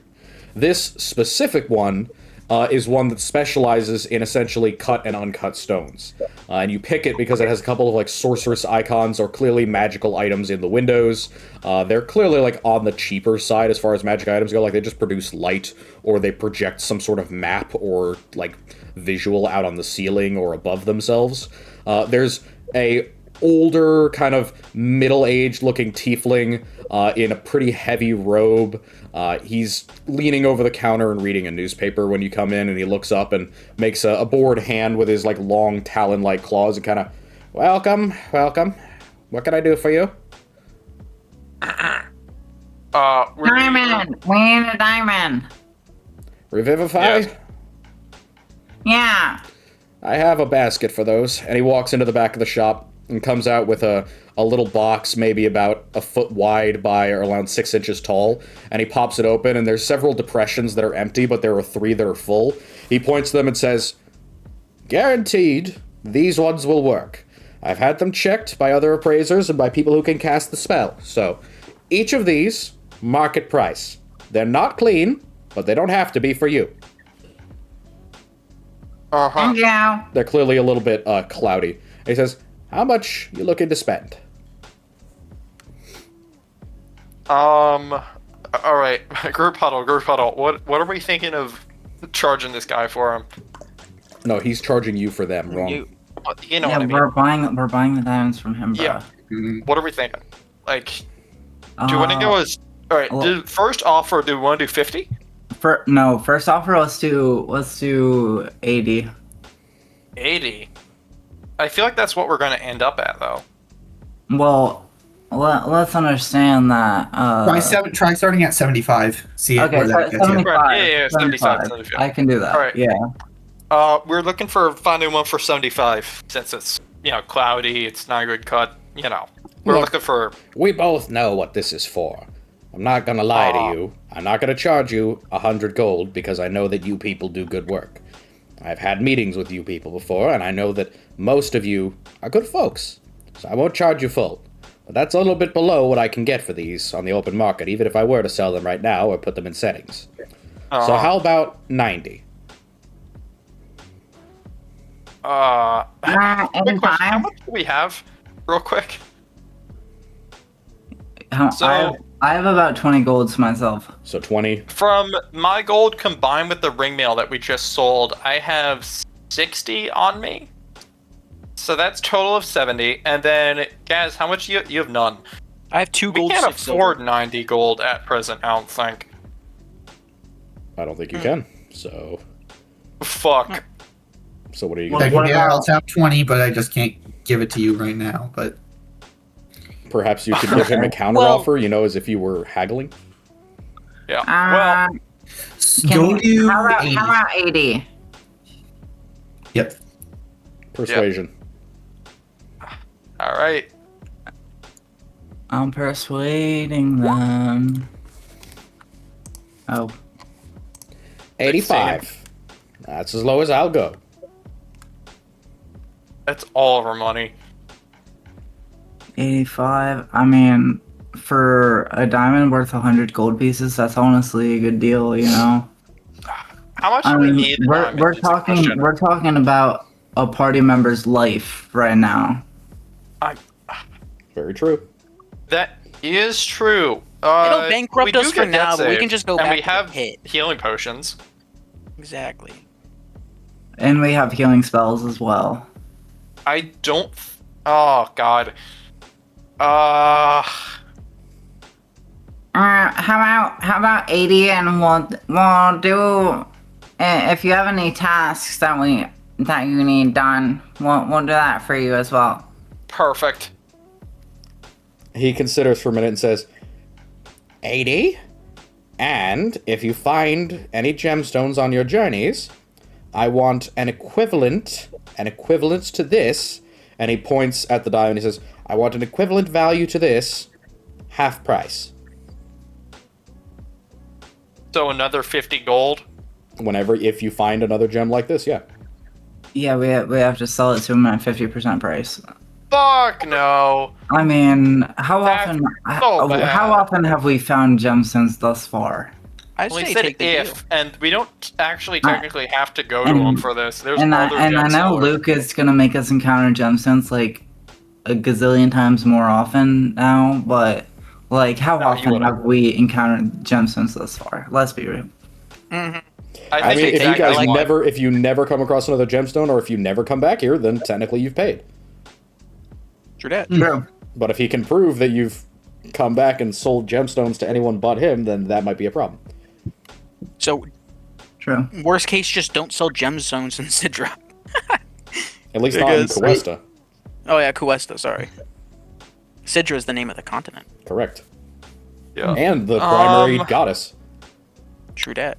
How about this? Want me to throw in the alchemist fire instead? No need for that. What Just does he want with that alchemist fire? Like, Yeah, I don't know, dog. He does sell shit to magical people. Also, just alchemist fire is worth money. I mean, I don't know. I think we should take the 80 for the That's 80 and all of resell our them gold, other though. gemstones. But it's You remember, Alright, do you want to Roland, round it out? y'all can Roland call does that have if you money. want. So if you guys are like, hey, we'll starve, Roland has cash. All right. I have Well, 20 Brandon- gold. Yeah, you guys should 20 be a fine. person. You'll owe Roland money, but That's about it. Not if that thing gets used on him. what? I said not if the gem gets used on him. I guess. What? If Ooh, they he's- revive he's- you. Jazz has a good point. You know, he isn't here to chip in for the gem. So kind of holding the money that we would need if we like spent all our money on this gem, and kind of like holding a debt over us True. with that. After, you know what I mean? What? He has Am a I- fair point. You did not pay for the gem, so if they Yeah. use it on you, does that mean that you owe them? Like, If You're they, gonna if have that's to, how they like, want to in roll that- it. no, but No, I'm I'm just not saying ruling like it. You'll have I'm to just say saying it in like character and be like, "Hey, that was a lot of money that we just used to bring you back," but that hasn't happened No, yet. no. So no. I'm not saying we should put Roland in debt if we use the gem on him. I'm saying he shouldn't be holding a debt over us after we spend all our money on the gem. something what I for the mean? party. How- Yeah, I got you. Because it's for the party. Like it's for the party. Like he can spot us a meal if I can't fucking catch something. In the Oh woods. yeah, that's fine. What? See, that's what I'm saying. Yeah, okay. Dude, what? No, okay. Sorry, you're- I heard the word like pay him back for lunch Bro, at the end of this. I was like, hold on. No, No, dude, she- no. I'm paying for mine and Lindsay's Lindsay's Yeah. Yeah, dinner. That's a me and her thing. Don't even worry. All right, cool. I got you. All right, yeah. Yeah. Personally, I like the way that deal sounds. We haven't acquired any gemstones. Really, as long as we just like sell at least one of them back to him, or we just never shop at this guy's shop again. You know, like I don't think it would really. Well, wait a minute. Hold on. Just to get the deal down, is it all gems from here on out, No, or it's- is it? He's asking, "Hey, you guys can't pay me back now, so bring back at least 15 gold worth of gemstones. Sell them to me for half price." And I think that's reasonable because if Yeah, we that's pay him back more than with some gems, then if we get even more, then what the fuck is the problem? As long as we pay this back in some way, yeah, it's not we're infinity good. gemstones forever. It's just enough to Exactly. recoup the money he's losing on this purchase. Exactly. Yeah. I think that's perfectly reasonable. As long and then we may find another one, or after we pay him off, we can then get more value from whatever gems, and just whatever gems that we find. So we take this for now, and I think we're good. I agree. All right, so we agree to that deal. Damn good deal. And you guys get your 100 GP diamond, technically. And the So- exchange is that you owe this gentleman a certain amount of equivalent in gemstones. All right. Is that all that you guys had for purchasing? Yes. All right. Yeah. But, If but nobody... before we Yep, sorry, go ahead. I guess we could. I was just saying before we get going. Gaz looks over at Senju and ruffles around his pack before revealing a black sludgy mushroom, or a black smudgy mushroom that I've had wrapped in a spare cloth since about our travel, since our first leave from. What's this place? Cuesta. After Cuesta, Cuesta. after we first left Cuesta, I found a snake that I salted and a mushroom. And I'm gonna give that to Senju. Senju. Yeah. All right. So, Senju, you receive a smudgy mushroom. Would you like to do a nature check for me? Sure. All right, go ahead. Uh, This is a mushroom. Uh. It seems of mushroom kind. wow. Mushroom kind. That was a natural one. I don't know what the fuck you wanted. Mushroom. Very fungal. I don't You get know it. what? No, Advantage reasonable. is What not- would the advantage one be? What would it be with advantage? 16. 16? What? Or- 16. or- Go check the drug chart. Oh. Ah. Specifically, the drug smudge. What does smudge do? Let's see. This is advantage a on check. raw component for smudge. Smudgy mushroom is a raw component for smudge. Makes sense.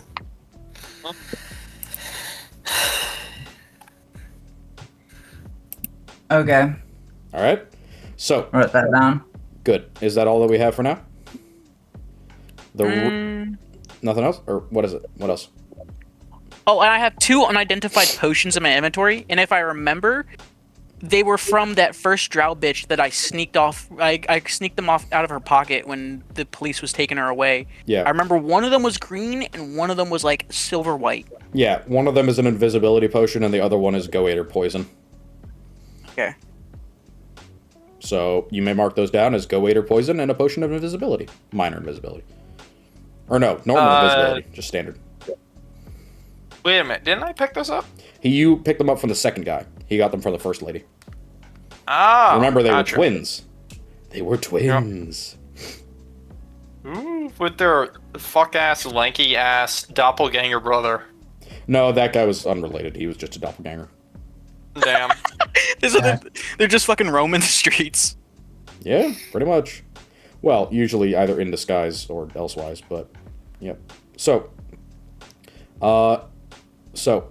is that all that we have for now? That's all I got. The rest of you may mark down a long rest and may refill themselves of whatever things they require.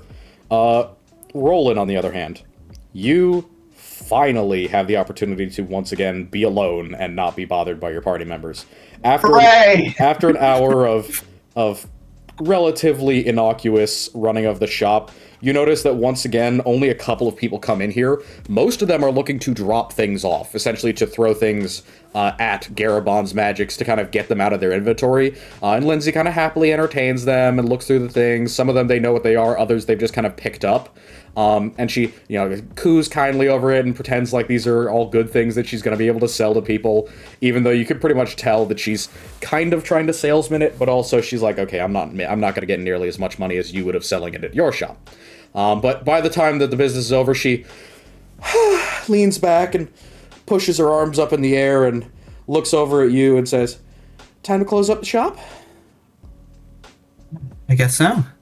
Awesome. Do you need any help? No, I'll be right down. I just have to lock up. She walks up to her room, and you hear the sound of that same crunchy lock snapping shut. And you're left behind for a few minutes as you hear the sound of thumping. And given the way that the place is actually set up, she's directly above your head, as opposed to the other part of the upstairs, which is her little mini laboratory. And after a few minutes, she comes back down, kind of swirling a ring of keys, and dressed in that same kind of semi-ostentatious your mom's aunt come out for a evening on the town type dress. Clearly does not fit her, but she's doing her best. That she has something over her shoulders because she says, "So it's a little bit cold. I have to keep sewing to keep me warm, Where were we going?" Oh shit. Does Roland know of any kind of nice places that he could take her? So there's a couple. One, there is that one steakhouse that you guys have been repeatedly going to, the Brazilian place. It is referred to as the Long Yard, mostly because of the old stockyard that it's built into. So there's the Long Yard. There's also a couple of more nautical restaurants. One of them is the Old Inn. So the Old Inn is the big inn on the map down here at the corner, but it also has a private restaurant built onto the second floor because it is basically a hotel-sized building. It is one of the largest buildings in Cuesta. Then there's also a couple of smaller shops similar to Agran's all-day coffee shop. And those would be the ones that you know of immediately. Most of the places that you know of as a sailor are either sinks, drinks, dive bars, or family restaurants that wouldn't really be open late. They're more of lunch and breakfast places, kind of like an old-fashioned diner. I think steak could be a steak. Shall we go to the steakhouse? That sounds lovely. Long Yard, just down the street? Yeah, that sounds great. Well, at least it's a bigger place, and I can kind of make a little bit of a better show of myself. And you can see that she's stretching a little bit, like she's prepping to go cave diving. She's like, all right, shorter building, prep yourself, girl. And walks off with you again, not necessarily arm in arm, but you could tell that she's a lot closer. And matter of fact, she takes the very edge of her shawl cloak and holds it out to you and says, "Are you cold? You're not really in your cloak and everything." And she looks down at your chest, and for a second you see her eyes linger on the necklace, and she smiles a little bit. He kind of saddles up to her, but he says, "I'm not too cold, but it's always nice being near your warmth." She doesn't say anything, but you feel the arm kind of fall over your shoulder and hold you closer. So, as you guys get to the building, you do see what she means. It is definitely not made for her size. The smoky interior is kind of up around her head, but she ducks in and finds a way to fit, and they bring over a settee for her to sit on, and she looks a little bit embarrassed, but she's putting on a brave face for the moment. And as you both sit down, she creaks into the chair very expectantly of like, it's gonna break, it's gonna break, it's gonna break. But as it doesn't, she, whew, and with the release of breath, you kind of hear a very faint boop sound as her trunk makes a tiny little trumpeting noise. And she kind of literally grabs the trunk, squeezes it to keep any more noise from coming out. She says, "Sorry about that.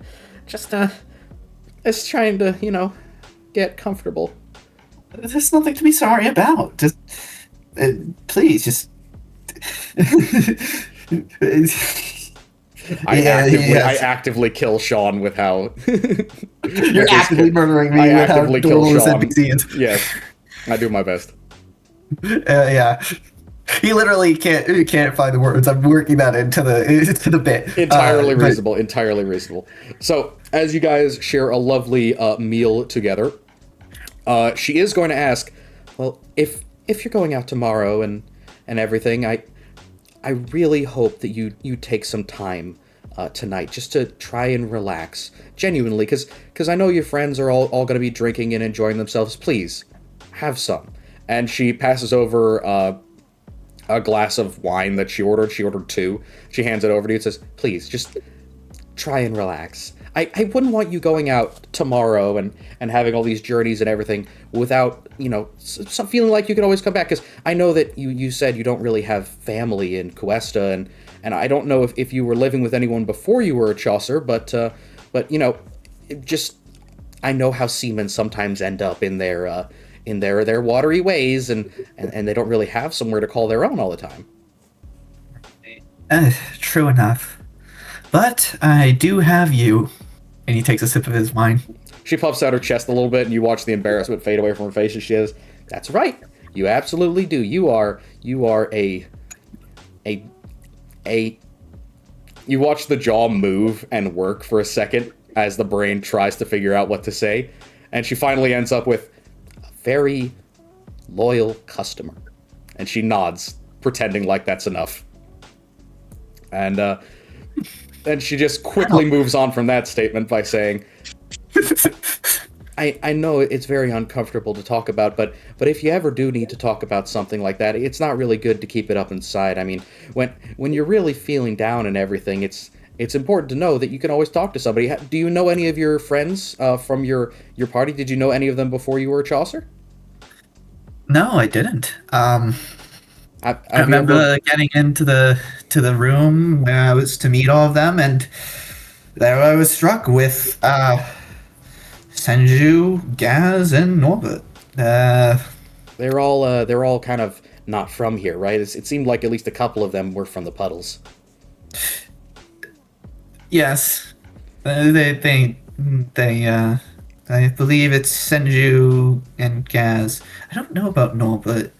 I should ask him. Yeah, you should definitely ask. It's always good to know about your traveling companions. And, I mean, you haven't traveled too far from Cuesta, have you? I mean, I know you've been on the water a lot, but have you actually traveled, say, to Cliffport? I don't believe I have. Oh, that would be a good thing to do. Do you know if you guys get, like, vacations or trips off for a little bit of time? Or if you're going that way, and she kind of perks up for a second and says, I may have some business in the area coming up soon. Well, question, are we going that way? Not that you know of. Cliffport, Okay. for reference, is like all the way up here. The place that you're going is like 100+ miles this way. Cliffport is definitely a place that you go by water. Okay. He'll say, I don't know if I'll have any business there at the moment, but if I do find myself in the area, I'll make sure to keep in contact with you in any way. She smiles wide and says, well, you can always send letters back, and there's runners and things like that, but I can tell you, one of these days, I'm going to get a way to communicate myself. I've been working on something, and you'll notice, and she really puffs out her chest this time, like, big as a balloon, just huge, almost towering over you in this business. She says, I haven't had any accidents all day. That's great to hear. And That's wonderful. No accidental magic, no blowing things up, no breaking things. I hit my head earlier. I didn't cast any magic. I have been trying to work on it. All of you adventurers and your skills and your abilities, they all come from magic. And I'm not very good at magic, but I have the ability. I know I have the ability because it keeps happening. And now I can keep it from happening, at least when I focus really hard. So I've been trying to do what you guys do. That's amazing to hear. Though I will note, not every adventurer uses magic. For example, well, you do. Gaz cannot cast a spell for his life. Yes, of course, use magic. What? I'm not. It's quite interesting magic. I'm not a but big. Gaz. But I'm not a big brute like Gaz, and I'm not a big armored behemoth either. But exactly. This is just something I was born with, and I think it's about time that I figured out how to use it. I think just one day I woke up with this magic. It's concerning, but I live with it.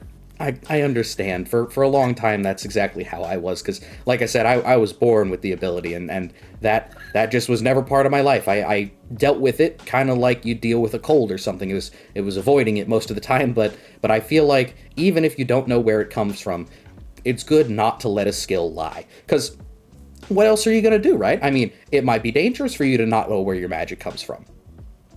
Or not know how to use it. True enough.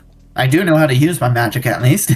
Yeah, exactly. And I've been trying to work on it, but you can see, that's a start. No explosions and no fire, no thunderclaps is a start. And my goodness, does it help my ears. It's amazing to hear. Oh. All right, well, I'll give you more updates on that as we go along, but I hope soon I'll be able to actually send you a message using magic. That would be special, wouldn't it? I mean, I have some interesting ways to send messages. I mean, it's only at the distance of about 60, I think. Only at about the distance of 60 feet, I think. But I can cast some messages about that far. It's quite interesting. What if you're ever 60 feet away? You know you can get in touch with me. Oh yeah. It might be. It's an odd power. It's like speaking to somebody without having to verbally speak. Oh, I heard about that. TVAP. Yeah, TVAP. Telepathy, I think. Oh, yes, that one, yeah. Well, again, yeah, that must be useful for getting around and communicating with people, but, yeah. He kind of leans in, and it's like, and she'll hear in her mind, it's plenty useful. Especially when dealing with my party members. Perception, insight. Okay. Let's go. Eyes 22. Eyes the size of fucking saucers. Just has never in a million years expected for somebody to be able to talk to her in her mind. And you just watch as her entire body just goes rigid. Having already been puffed up and proud of herself from being able to, not let her wild magic slip, you watch as she just gets so utterly shocked and worked up that she... Oh, no, my goodness, that's incredible! And the very end of that goes into a trumpeting noise that she again has to squeeze the end of her trunk to keep from coming out. And she lowers her voice down, seeing that people inside of the business have started to look over at the giant elephant making a racket and say, "That's so cool! I can't believe it! Can you do it again?" He does. Can I talk back to you?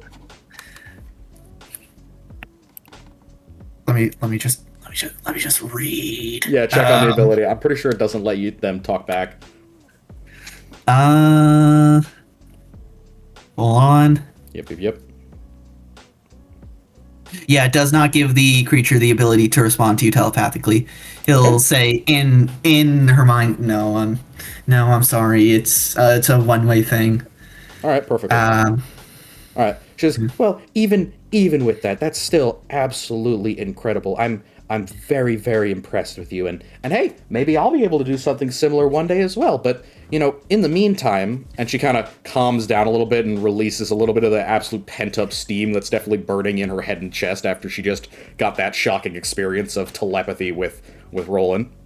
Mm-hmm. She asks, well, you know, I know you said you weren't comfortable about it, but could you give me any idea of what's been going on? Like I said, nobody's been talking to us, and everybody's kind of afraid, you know, and with all these things going on and that explosion in Cliffport, I mean, I intended to go regardless, but I would just like to know if it's safe, you know, especially here in Coesta, we're the capital, and we're not as far south as Foray Port, so what do you know what's happening, please? It would put my mind at ease. Yeah, I'll be honest, it may not be. Be on your guard. It's bad. There have been... I will have to say, no, it's been awful. There are things, again, I just can't really talk about. But of course, I wouldn't want you to. There has been... I wouldn't want you to talk about something you're uncomfortable about. Be careful. Make sure that you know who you're talking to, because he kind of leans in again, kind of. He says, I'm sending this telepathically because I just don't really want to alarm too many people, but please be on your lookout for people who seem off. They may not be who they seem. Just please be careful. She leans in over the table, like as if she were to conspiratorially whisper, and she nods and says, "Thank you for telling me. At least you know." And you've watched the trunk come up and plant a little nose kiss on your forehead and says, "I'm real. You can trust me." So, and oh wait, yeah, one more thing. She says, is it bad enough that you think that it would be safe to leave, or would you suggest that I should probably leave?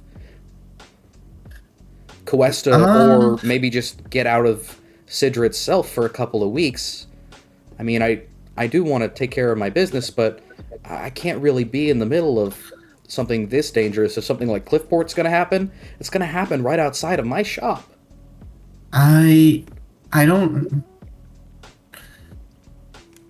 I have to actually think.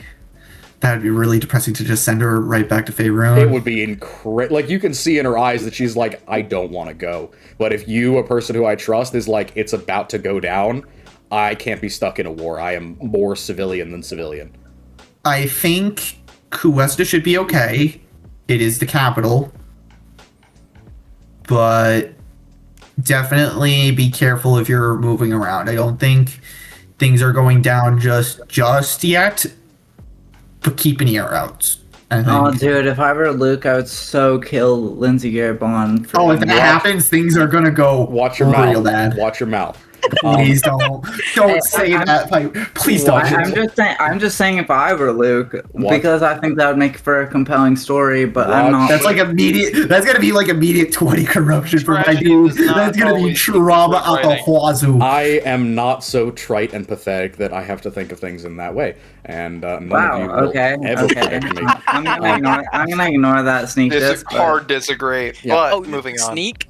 So, dude, Guts had to watch his girlfriend get raped in front of him. We're not discussing Guts right now. Yeah, we're not discussing Guts.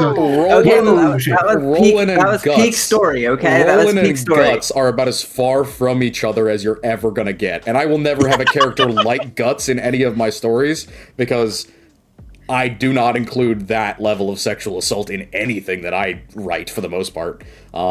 I think almost without exception. Of course. But it's a... Oh, God. Actually, not without exception. The point I was making... I was much younger when I wrote that. That's not my fault.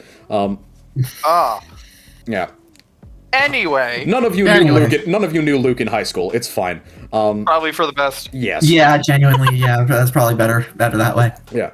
So, as the night wears on and she gets the information that probably isn't the best idea to just outright leave, she says, well... As she's walking you home from the bar, by the way, it's about 2 gold for the whole meal. It is one fuck of a meal, though, by the way. Fuck yeah. Ribeye steak, potatoes, greens, wine, quite a bit of it. She buys a bottle. Nice. Which she needs because of her size. Yeah. Yeah. As she's walking home with you, she says, Well, if I'm traveling with you, I don't need to worry, do I? I mean, If you don't mind, of course, I'll watch out for you if you do travel with me, but it is, admittedly, we do get into scraps and scuffles and danger. It's kind of part of the job. And there are things, again, that, yeah. Better left unseen. Yeah. There are things, genuinely, there are things better left unseen. Well, I can understand that. Well, if we're gonna go up to Cliffport, I'll let you know, and we can prepare a little ahead of time so that there won't be as much danger. And you guys head into Garabon's Magics, get yourselves comfortable and ready for sleep. And as she kind of leans over, and you hear the crrr of this massive bed getting an absolute whale of a weight in it again, well over like 350-ish pounds. And the lights turn off and turn low, and you can really hear is just a light breathing and whistling. You kind of make yourself comfortable on this mattress. Can you do me a favor and roll me a insight? Or no, not an insight. Roll me a perception. Apologies. Oh. Alright.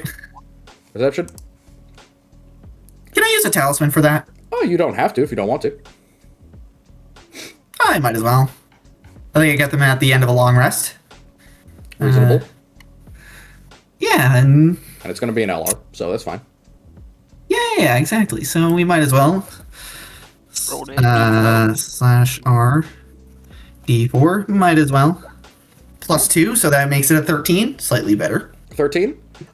As the lights go off, do you have dark vision? Yeah, he does. Nice. So He's a half elf. Yeah, you look up and you can see that she's not facing away from you. She's facing towards you. And as your head kind of pokes up over the edge of the bed, you watch the comforter lift to one side. She's in a very thin white nightshirt, and you watch her eyes kind of sparkle at you, and she gestures with a hand. There's nobody here yet.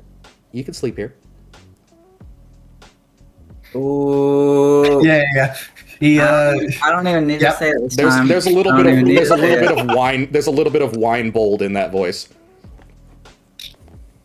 Ooh. Yeah, he's gonna. I don't even need to say it. Roland just yeah, alright. Since apparently it's not funny anymore. Oh. You don't have to take it to heart. I love you, Piper. All right. No, I know. I'm just No, Piper, you're saying everything. You are saying everything that I want to say. You are truly brave. That's what I'm saying. I say what everybody else wants to say. I speak it. You say it so I don't have to. I speak the truth. So as you pull yourself up onto this much larger bed, you feel the gravitational pull, quite literally, as the cavitation of this mattress pulls you directly into this embrace. She's insanely warm. It's like a second feathered down mattress has been put at your back as she pulls you in. Again, she's much larger than you, much taller than you, so you find yourself basically smushed into her chest. And she kind of whispers, "For good luck." And I would like you to roll me a d10. A D10? +2. Oh, slash R D10 +2. 10. That's a 10. All right. Give me a sec.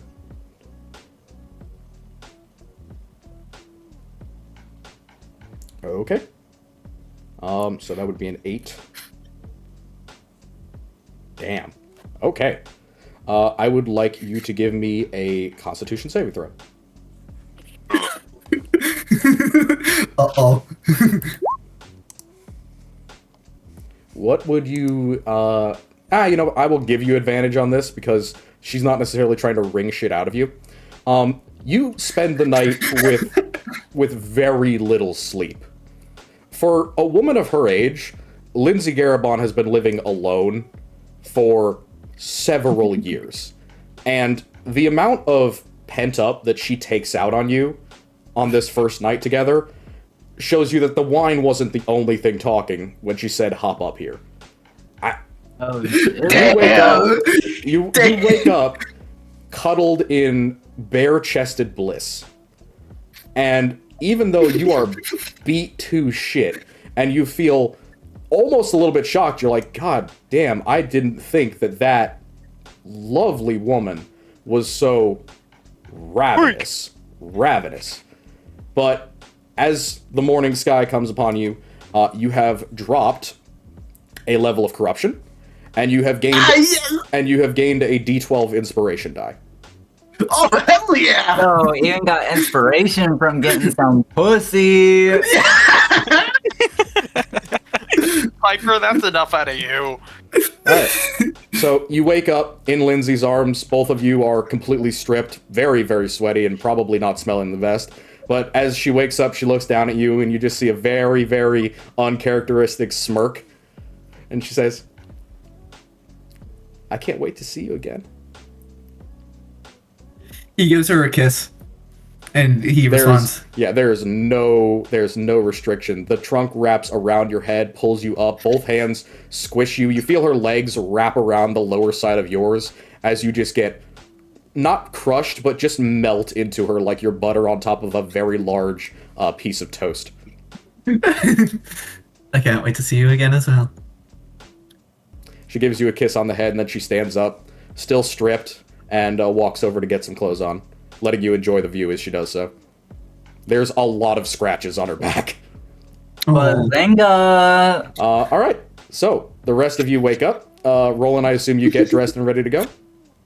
Yep. He also kind of gets up getting dressed as well, while she does. Yep. Alrighty. Kind of letting, the same thing as she's doing for him, he's doing for her. Absolutely. I mean, in the middle of the night, it's hard for either of you to see each other, so you both see what each other are working with in the morning. In her case, a lot of scratches on that thick gray hide, thick in many ways, and in your case, bruises, significant bruising, especially around the hips and partially around the shoulders as well. Hell yeah! So, wait, did you say you gave me advantage on that though, right? I did. Or no? Yeah. Yeah, damn, I still walk away bruised with a nat 20. Worth it. She beat the shit out of you, dude. So, as you get yourself ready, and she lets you go, she hands over something to you, a little satchel, and she says, this should help you out a bit. I was saving it for another occasion, but, may as well give all gifts on the same day. She gives a little smirk. He's like smirking back, like, I think that has been the best night I have had in... He kind of looks at a fake pocket watch. My entire life. It won't be the last, if you're willing. Jeez, I hope it's not the last. It won't be. By the gods, I hope it's not the last. She leans both of her arms underneath her chin on the counter, and you watch she's intentionally putting her chest on it, kind of puffing up and putting her hand on her chin. Bye now. I'll see you when you get back. Be safe, please. For you, anything. All right. You walk out feeling like $1 billion.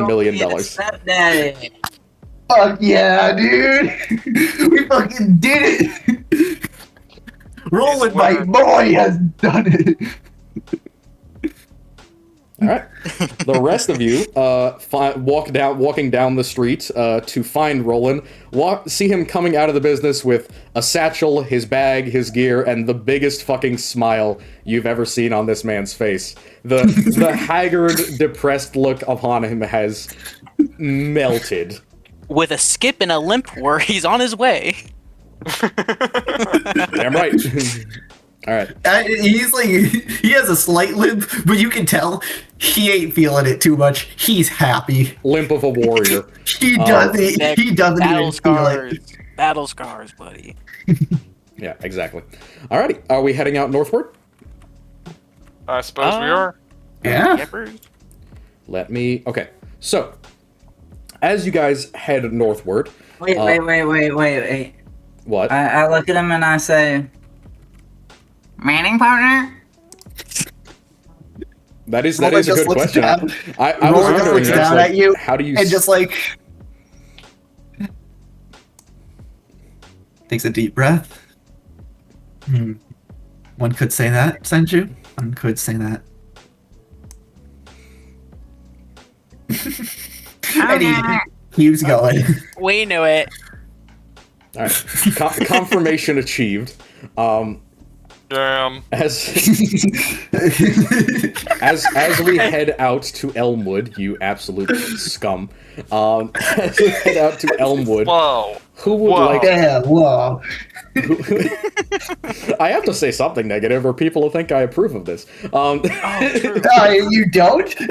You do, No, though. no, you can't approve of anything. I have a Pepper says. reputation to upkeep as a curmudgeonly mean bad man. So how about True. I can't love wholesome, happy love stories, you fuck. So, as All right. All right. as that is completed, and we head back up northward towards Elmwood, who would like to guide our party? I need, again, someone to do survival or nature, and then someone to be our perception, our lookout. I can do nature. Survival. Mm-hmm. Wait, what do you have in survival? 4. Oh, so do I. By the way, that inspiration lasts until you use it, or you get another inspiration, and it just adds a d12 to any of your d20 rolls. Oh, it's just is that? Do I just treat that as just inspiration? Yeah, I'll just. Yep, it works exactly the same way inspiration does, except it adds a d12 to your roll instead of a d20. Oh wait, so I have inspiration plus a d12. No. No. Huh? No, you No. get a d12 that you roll as your inspiration. Okay. Honestly, I like that better. I will do the perception. Yeah. Guys, you want to rock, paper, scissors for doing the nature or survival? Since You can do it. I definitely have the highest. Okay. perception. We've all... 14, I'll take it. 14 perception? Or 14 survival, 17 perception. Alright, so you haven't traveled through this country before, and it's gonna take you a little bit longer in order to actually travel this area, but it really only takes you about a day. You start out early in the morning, and you get there sometime around like 5 to 6 p.m. It's just starting to get dark out, the clouds are starting to gather, and you're thinking about getting a place to sleep, or at least to rest. But by the time that you're already thinking about that, you see the lights of the town off in the distance, and you manage to get there before it really gets dark. However, there's something immediately wrong. This Elmwood is a relatively idyllic town. It's only a couple of structures, a few large barns, and a central meeting house/inn. It should be bustling with people, even as you get there. And it isn't. It's dead silent. And as you come to the very start of the roadway, you can see a couple of things. One, you can see a man in some pretty heavy garb, looks like a grave tender or a groundskeeper, with a shovel and what looks like a couple of brooms up against a wall. He's sweeping some stuff out of the road, which has clearly been disturbed in some way, like it's been broken or cut up, as if somebody ran a plow through it a couple of times. You can see the Sorceress Tower. Now, in this case, it is, again, a little bit like the Towers of Isengard. Large, unnatural black stone. But what you notice about this one is that the top level is broken. Cracked in some way, as if either with time or with some cataclysmic spell, this unnatural material has been shattered or broken. And there's nobody around. Nobody walking except for a couple of kind of shadows that you see might be drunk people out in the fog or in the early pre-evening dusk, I should say. It's not fog. All right. What would you like to do? Can I get an insight on those drunk people in the fog? Because for there to not be as much foot traffic out, and there to just be the indisposed out and about is weird. Yeah, absolutely. Give me a perception with a disadvantage unless you have dark vision. I do have dark vision. Ooh. Then give me a perception. Huh? That's 15. not a person. That's a fucking skeleton wearing armor with weapons. You Oh. can see clearly that there's some sort of fuckery going on, because that's not a normal skeleton. Normal skeletons don't wear armor. Normal skeletons don't have long swords. Normal skeletons don't have a bow strung across their back. And normal skeletons are not dressed in very fancy armor, with very fancy swords and very fancy bows. Very fancy, you say? High quality. Wait, fancy? Brand new. To the rest of the party, Unrusted. I say I say we take a temporary stop if we're moving and investigate these skeletons a little closer and perhaps take some evidence back home to quote-unquote chase. I mean, we have the sounding stone up, right? But we can do that in a bit once we have more information. We just looked at the for now. Oh no, Like, I we want can- the stuff they have. I wanted to steal from the skeletons, Yeah, obviously. obviously. We can fight them, but like, you know. I mean, are these? I mean, there's skeletons on the ground, right? Like they're not animated. No, they are animated. No, they are animated. Several They're of them animated. are Hold walking on, they're around. animated skeletons. Oh, they're just Yeah. walking. There's. Oh, okay. Well, that's a lot odder. Yeah. I didn't hear the fact that they were animated. I Okay, thought- well, Huh. let me know if you. I have some spells I could use. You should Yeah. probably point out to the rest of us that they're skeletons. I was Okay. literally about to do that. Yeah. Oh, my bad, gang. Yeah. Those guys are. Those are dead guards. It looks like. Oh. Guards to what? Say again. Guards to what? The town. I think I've never been here.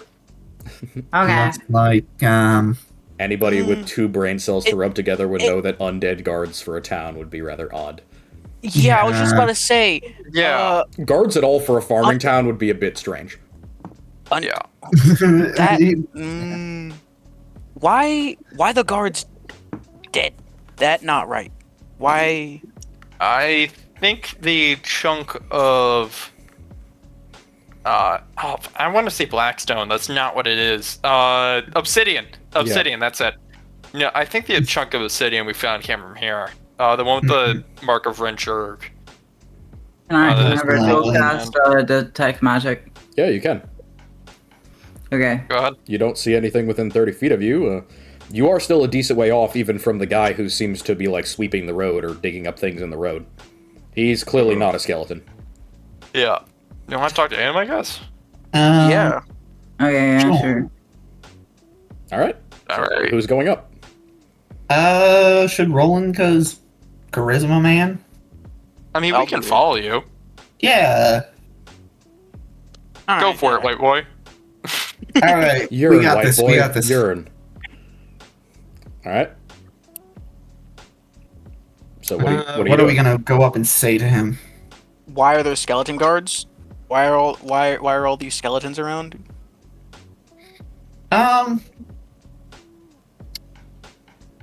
Yeah. So who's backing me up here? Who's gonna? I'm backing behind me you. up here? I'm at the very least. Just in I'm case. standing behind you. Cool. Yeah, I'll okay. follow. Yeah. If need be, if we having the bear man and the lizard man backing me up will at least, if I need it, give me an extra on my intimidation. I bet.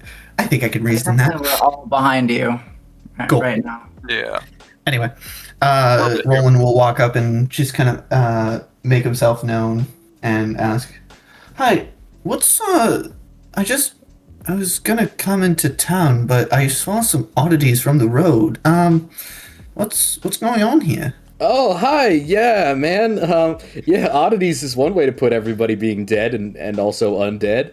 Yeah, that's what's going on. Everybody's been killed. I'm actually sweeping up my friends.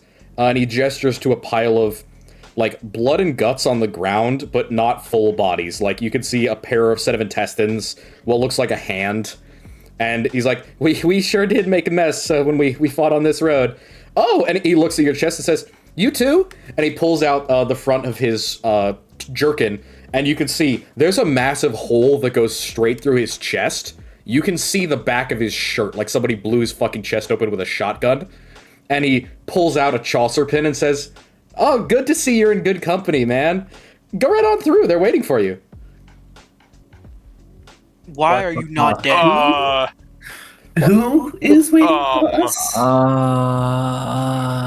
Noah, stop bien. Which of those questions were in character? Which ones weren't?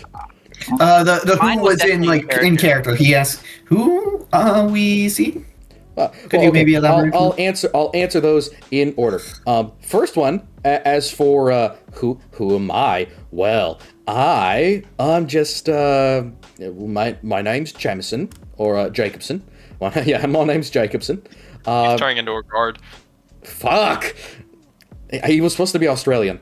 My name's Jacobson, and well, I am dead. Well, dead. He kind of makes like a hand gesture of like, what does that really mean?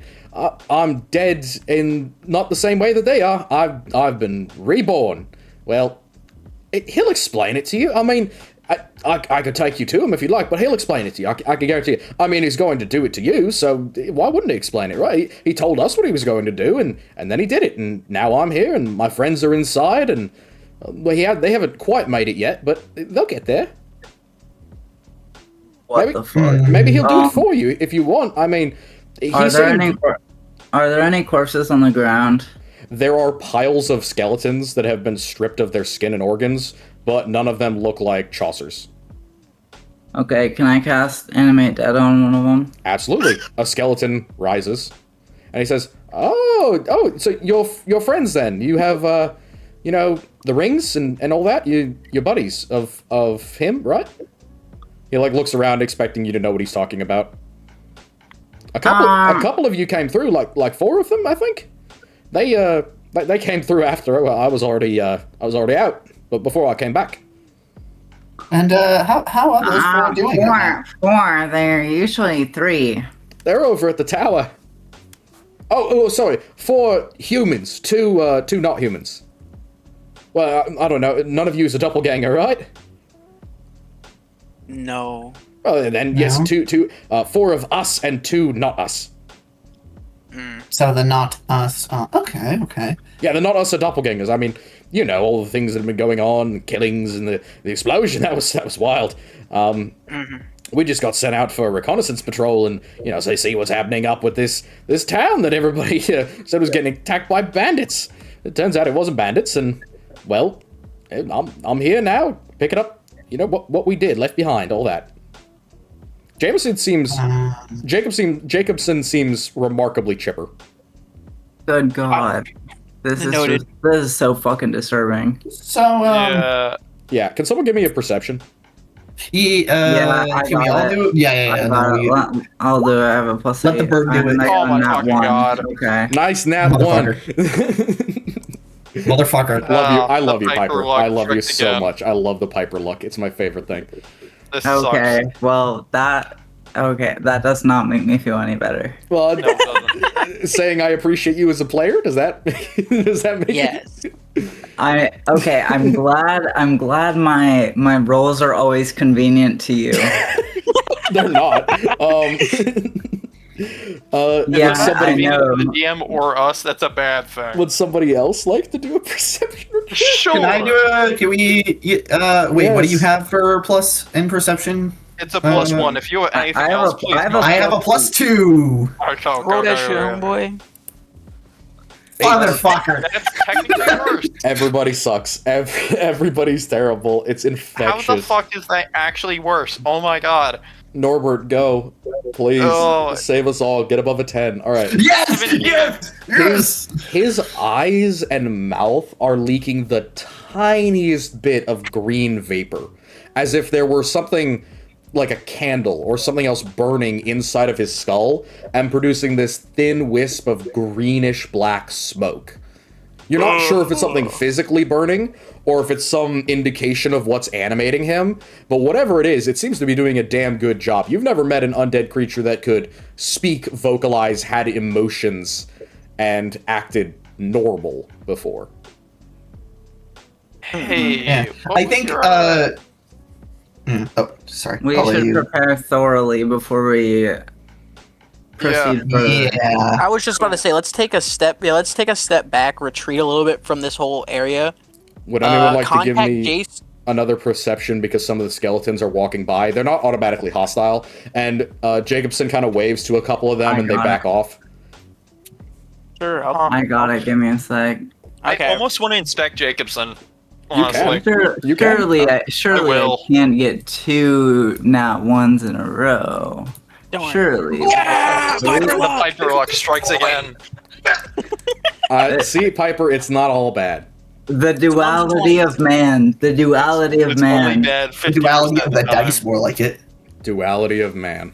All right. Lady Luck beeth indecisive tonight. Luck be a lady tonight. God, I hate Never saying get out of my sight. I see everything. Yeah. So, Except when you don't. are you looking close at Jacobson? I'm looking close at everything. Well, man. you're doing the skeletons. I'm asking if Norbert wanted to take a close look at Jacobson. Yes. Wait. What is, If one what is person your wants plus to 2 do insight? if one person wants to do insight, another wants to do Arcana, I will allow it. I'll do insight, you do Arcana. Deal. Okay, Piper. These are not normal skeletons, as you could probably guess. A lot of them have sections of skin still remaining. Where you can see parts of their body underneath their armor, specifically in their ribcage, there are organs that remain. These organs are pulsing and they appear to be moving.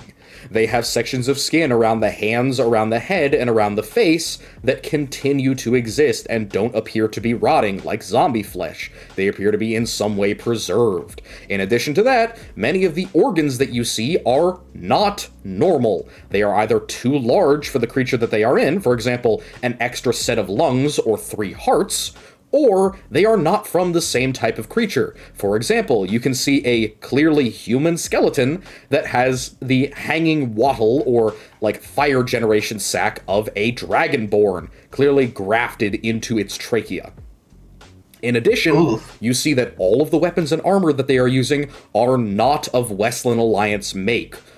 All of them are from Izen. The armor that they're wearing is scale mail, which is standard for the Izen soldiers. The swords that they are using bear dragon motifs. The bows that they are using and the arrows that they are using look like the same types of bows, arrows, etc. that are used by the Dragonborn armies. This is not human equipment. Oh, what is my proficiency? Does Oh, that it's only mean that solid.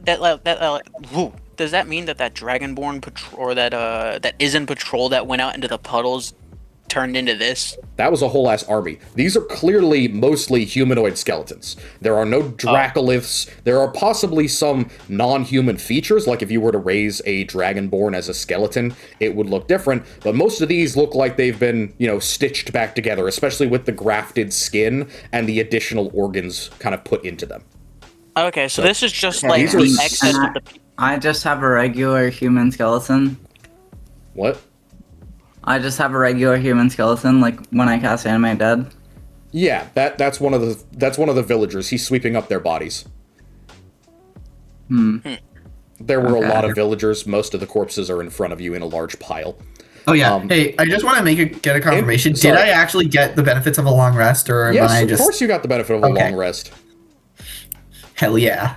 There's nothing more Just restful. wondering. There's nothing more restful than that. All right, so Exactly. I will say Exactly. it is interesting to note that apart from some blood, all of the corpses of the civilians that you can see off to the side of Jacobson that he's been kind of piling up, all of them appear at least to be without any internal organs, flesh, meat, or skin.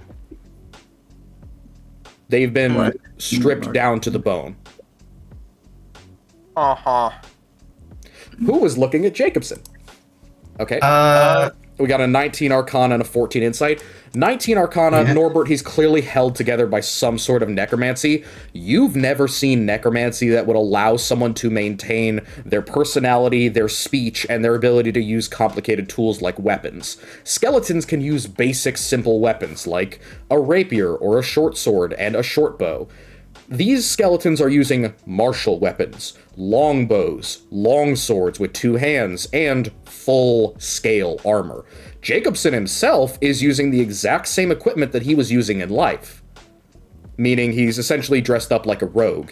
He's got kind of heavy studded leather armor, he's got multiple daggers, though he's not using them, and he's got a couple of essentially pieces of kit on his body that you can clearly see are like long-term storage for a Chaucer, a food belt and a set of dispatch letters and things like that. So he doesn't, apart from the fact that he is dead by some sort of necromancy returned, he looks unchanged from what he was in life. Yeah, his I'm pipes up a gonna little cast bit. Symbiotic Entity Okay. just preemptively because this is fucked up. Reasonable. I was Jacobson, gonna what? Sorry, go ahead. just gonna ask is gonna ask Jacobson just who your patron? Who you work for? Oh, yeah. Lord Storrens. Lord Storrens was my patron. He very much was. Not kindly old man. He worked out of Foray Port. Decent old family, not as big as others in Foray Port, but he's a senator, and I worked for him for 5 years. I guess not anymore. I don't know who my fellows worked for, but they were different chosses altogether. They were from Cuesta. I live on the coastline between Longshore and Cliffport. I was sent here to deal with bandits, like I said. And, one bandits, now was it? Are you all coming in, or are you, you are friends, right? They're not going to bother you, and he, gestures to Skulls. He says, they're not going to bother you unless you mess with them, or you're not friends, but, like you can see, I could just gesture them away, and they're not really a danger to me, and after all, they've been told not to kill anyone, for now. Not anymore. Right. They killed all of these. Thank you. And he gestures to the pile of skeletons. Right. Yeah. He's gonna. May I ask how, other than the recent entries, have there been any others before that, or is it just them? What do you mean? Your fellows, your fellow friends, they came through. Right. But any other fellows? Anybody else coming through? How many do you have here? Not just the fellows like us, but how many not us, and how many of these skeletons roaming around? Oh, the lesser undead. Oh, yeah. The lesser, yes. Yeah, there's and he Of looks course, like you're greater. Well, I wouldn't call myself greater. Well, it's a little bit complicated. I don't know how to explain what I am. And he genuinely makes a face of puzzlement for a minute, as if he's trying to figure out a riddle or a rhyme that he doesn't quite remember. Says, I am exactly as I was when I was alive. I'm just not alive. That's how I could best explain it to you. Well, fair enough. Yeah, nothing's much changed. Just no more of this. And he pulls aside the cloak again, and you can see that his heart's been removed. Right. Anyway, back to my question. You notice he isn't bleeding. Yeah. The blood has gone dry, and it has just started to cake. You can also tell, he doesn't smell because he's only a day old, but necrosis has started to set in on some parts of his form. But How not many times rigor can mortis. He's just a little bit gray. He's just a little bit gray. And he says, other than them and my master, that's nobody else. Come or gone. Just your friends and my friends and these skeletons and then my master. Oh, and also, how many? Sorry. It's about 20, I think. 20, all of you together? No. 20 of the skeletons, myself, my friends, the master, and those 6 of your friends. Okay. And there were maybe 50, 60 townspeople, and not anymore. All right. Well, that's good and bad. Oh, Christ. How do we want to play this, boys? I say, like I said, we take a step back, inform Jace, and I suppose proceed with caution. That's honestly not a bad idea. If they killed 5 Chaucers in the past few days, 3. I I will don't think They killed actually 3 Chaucers. inform Jace before 3 Chaucers, but still. before we proceed further. I'm gonna take out my Seeking Stone and. Well, we should probably walk away from the guy that would immediately rat on us. Yeah. He thinks you're cultists. Yeah. Yeah, Which is great, honestly. yeah. I'm gonna draw the party away out of earshot of the whatever the fuck Rogan his name is. And hey, Jace, so I don't know how to say this, but the entire town is kind of dead, and some of them got revived as skeletons. It's not a good scene. Wait, could you say exactly? Mention that they look like our soldiers from Izen. We got about a read about 20 skeletons, 6 Chaucers, have gone, and about... Okay, let me be clear. There are 20 skeletons, 20 of these improved undead, 20 skeletons. Yep. They're custom undead, just to be specific. There are around 20 skeletons. 4 Vrenshurg cultists. Around 4 Vrenshurg cultists. 2 doppelgangers. 2 doppelgangers. 3 dead Chaucers, and whoever the master is. 3 dead Chaucers and whoever the master is. According to the skeleton we found patrolling the perimeter of the town. Can I talk to the speaking stone as well if I just like pop my head over like No, Senju's shoulder? you cannot, No? but you can tell Senju what to say. Okay. Tapping Senju, I say, mention he dead, but not dead, stupid dead. Yeah, the skeleton we talked to was not quite like a normal skeleton that you would expect, but seemed to have all of his important organs are gone. Faculties. All of his faculties about him. Nothing like I've quite seen before, but maybe you have. Because I'm not very experienced with this type of thing. Also mentioned the skeletons were very well armed. And the skeletons seem pretty well armed. So With Izen weaponry.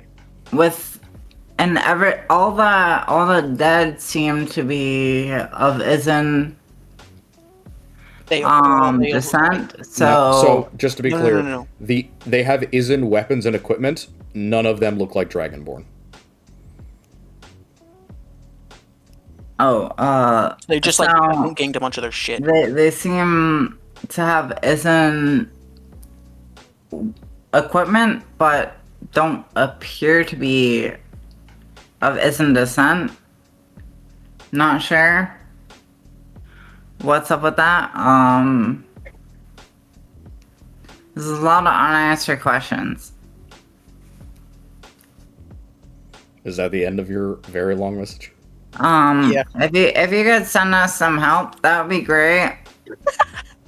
We probably got it, but some help never hurts. If we die, no, they're gonna march on the capital. Yeah, if we die, they're probably gonna invade the capital. So, like, reinforcements are encouraged. Alright, that's the end of your message? Mm-hmm. Yep. I am How wonderful. bypassing any limitations to assume that we are able to send this extremely long message, which I think is fair, especially because you'll probably be using both of your sendings for the day. For this. You receive back a very simply worded message that says, observe everything, document what you can, get as much information safely as you can. I do not want you to die here. I will immediately call for military action, and there will be more Chaucers on the way as quickly as I possibly can send them. Continue to contact me as soon as you can tomorrow morning. I will let you know what comes out of that. You can almost hear the sound of him like breathing heavy as he's literally running. Okay. Oh, Alright. okay. This is pretty intense then. How do we deal with it? Do we want to push further, or do we just kind of try and weasel our way away for right now? We should. I mean, the good news is he does think we're cultists. We should try and keep our distance for now. Yeah, he only thinks we're. I mean, that's Jace's instruction. Well, no, he said find out as much as you can. He said don't die for it. Yeah. He didn't say this keep is your the distance. question. That's what I'm saying. Going in is a risk.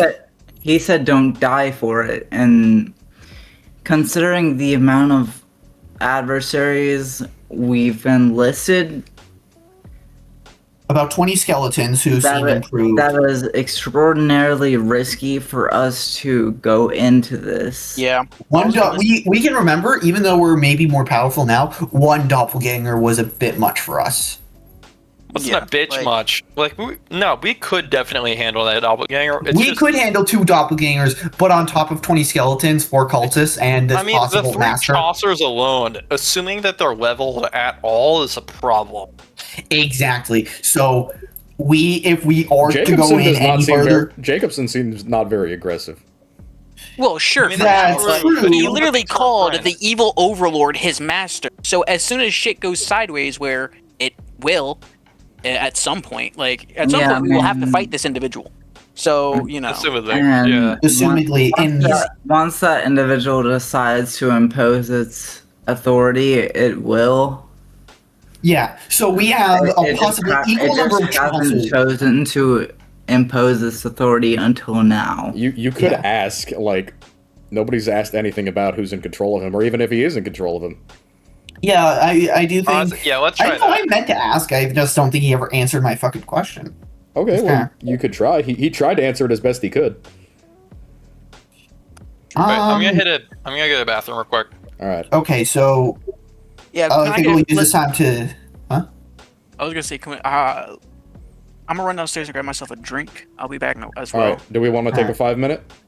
Yeah, this seems like a pretty good spot to take a 5 minutes to collect our That thoughts. is first 5 minutes at 3 hours and 34 minutes. I'm very proud of you all.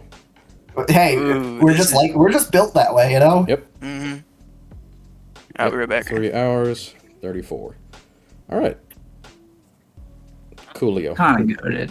This has been pretty good, and I also have to go for a second. Not only do I need to refill my drink, which is now empty, but also I need to prep myself. I didn't expect to get to this point. Very, very good session. Goddamn, it's about to get so much better. But you guys have put together a lot. Any questions before I take my 5 minutes?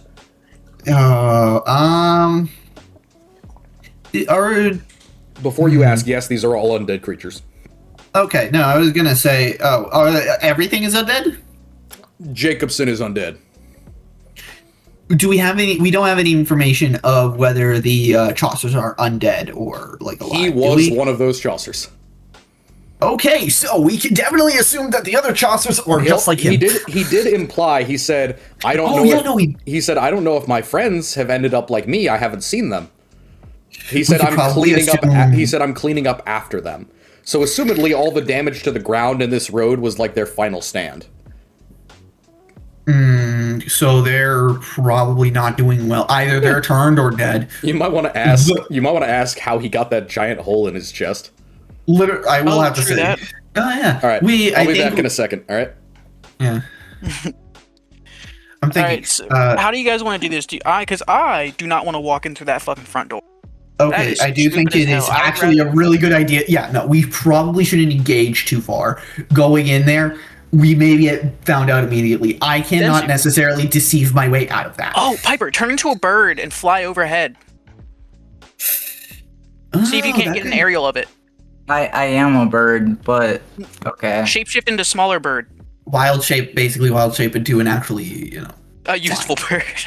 No, that's not what I said. Okay, that's no way to speak to someone who's been carrying this entire party. An actually useful bird.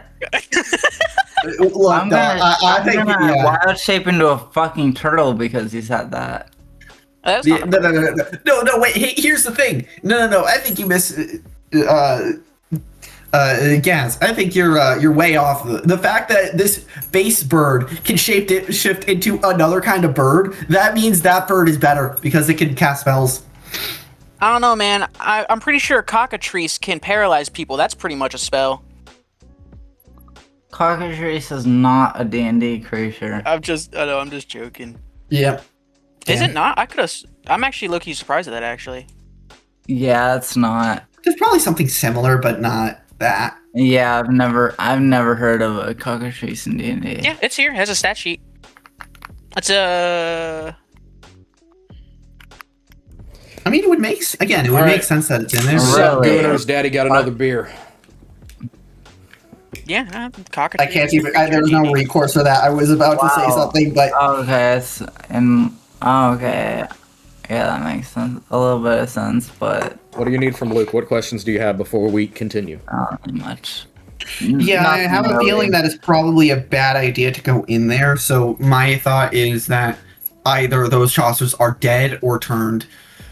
The turned is much worse, but even still, having to deal with one Chaucer and 2 doppelgangers along with 20 skeletons and whatever the fuck their master is, or the cultists. You could also just go. And also the you cultists. can just walk around and look, or you can ask Jacobson. He's really not against like just talking to you guys. Like as you guys walk away, he's just continuing to look at you guys like, huh? I guess they're going now. Well, yeah, I think we'll just kind of come back up and be like, hey, so here's what's going on. Go ahead. We'll make something up. Is Norbert back? Uh-oh. Oh, no. Exactly. Even if he isn't, I would say go ahead. I want to wait till the party gets here. I want to just, we can just run catch him up real quick. Like, as long as we don't do anything that actually progresses, like, as long as we don't actually... We can just talk, right? Just catch him up on anything. Yeah. I'm still gonna play this cautious though, but still, I think he'll come back and say, sorry about that. Okay, wait, what are we gonna ask? Sorry, I totally. I don't know. was What just are like, you gonna ask? It's up to you, man. Gaz pokes his head over fucking Roland's shoulder. How you get big hole? Oh yes, yeah. What happened to you? Are you? Oh yeah, this. All right, I'm back. Come on. We're asking Jacobson questions. He says, like a few more. This killed me. Yeah. Well, here's kind of what happened. One of the people who, one of your types, your what do they call you? They call you something mean. I forget what it was. It's the people who were doing all the killings and the missing people in Cuesta, and I don't remember what they called them. But yeah, one of your people let off one big bolt of lightning and it hit me in the chest. I don't remember much after that until I woke back up. So it's just legions of undead, couple Chaucers, and spellcast. I figured with the necromancy. Look, if you're worried about being late, he said he's not upset. He was waiting for you. Well, not necessarily you, but he was waiting for more people. He said, he came down by himself from the north, and well, he was waiting for the rest of them, and the 4 have shown up, and the two showed up, and he said he was waiting for more. He said he could wait for a couple of days since he didn't find what he was looking for down here. Right.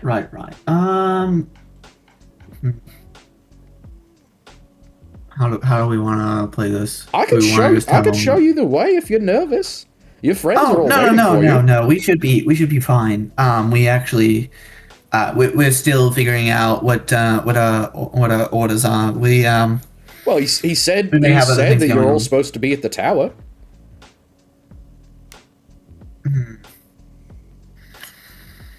Which tower? He turns around and points at the Tower of Sorcery. That one. Right there. He's at the top. Right. Okay, thank you. Alan, we are so fucked. Yeah. Yeah. Can I talk to you for a second? Alan, we are so fucked. Yeah, no.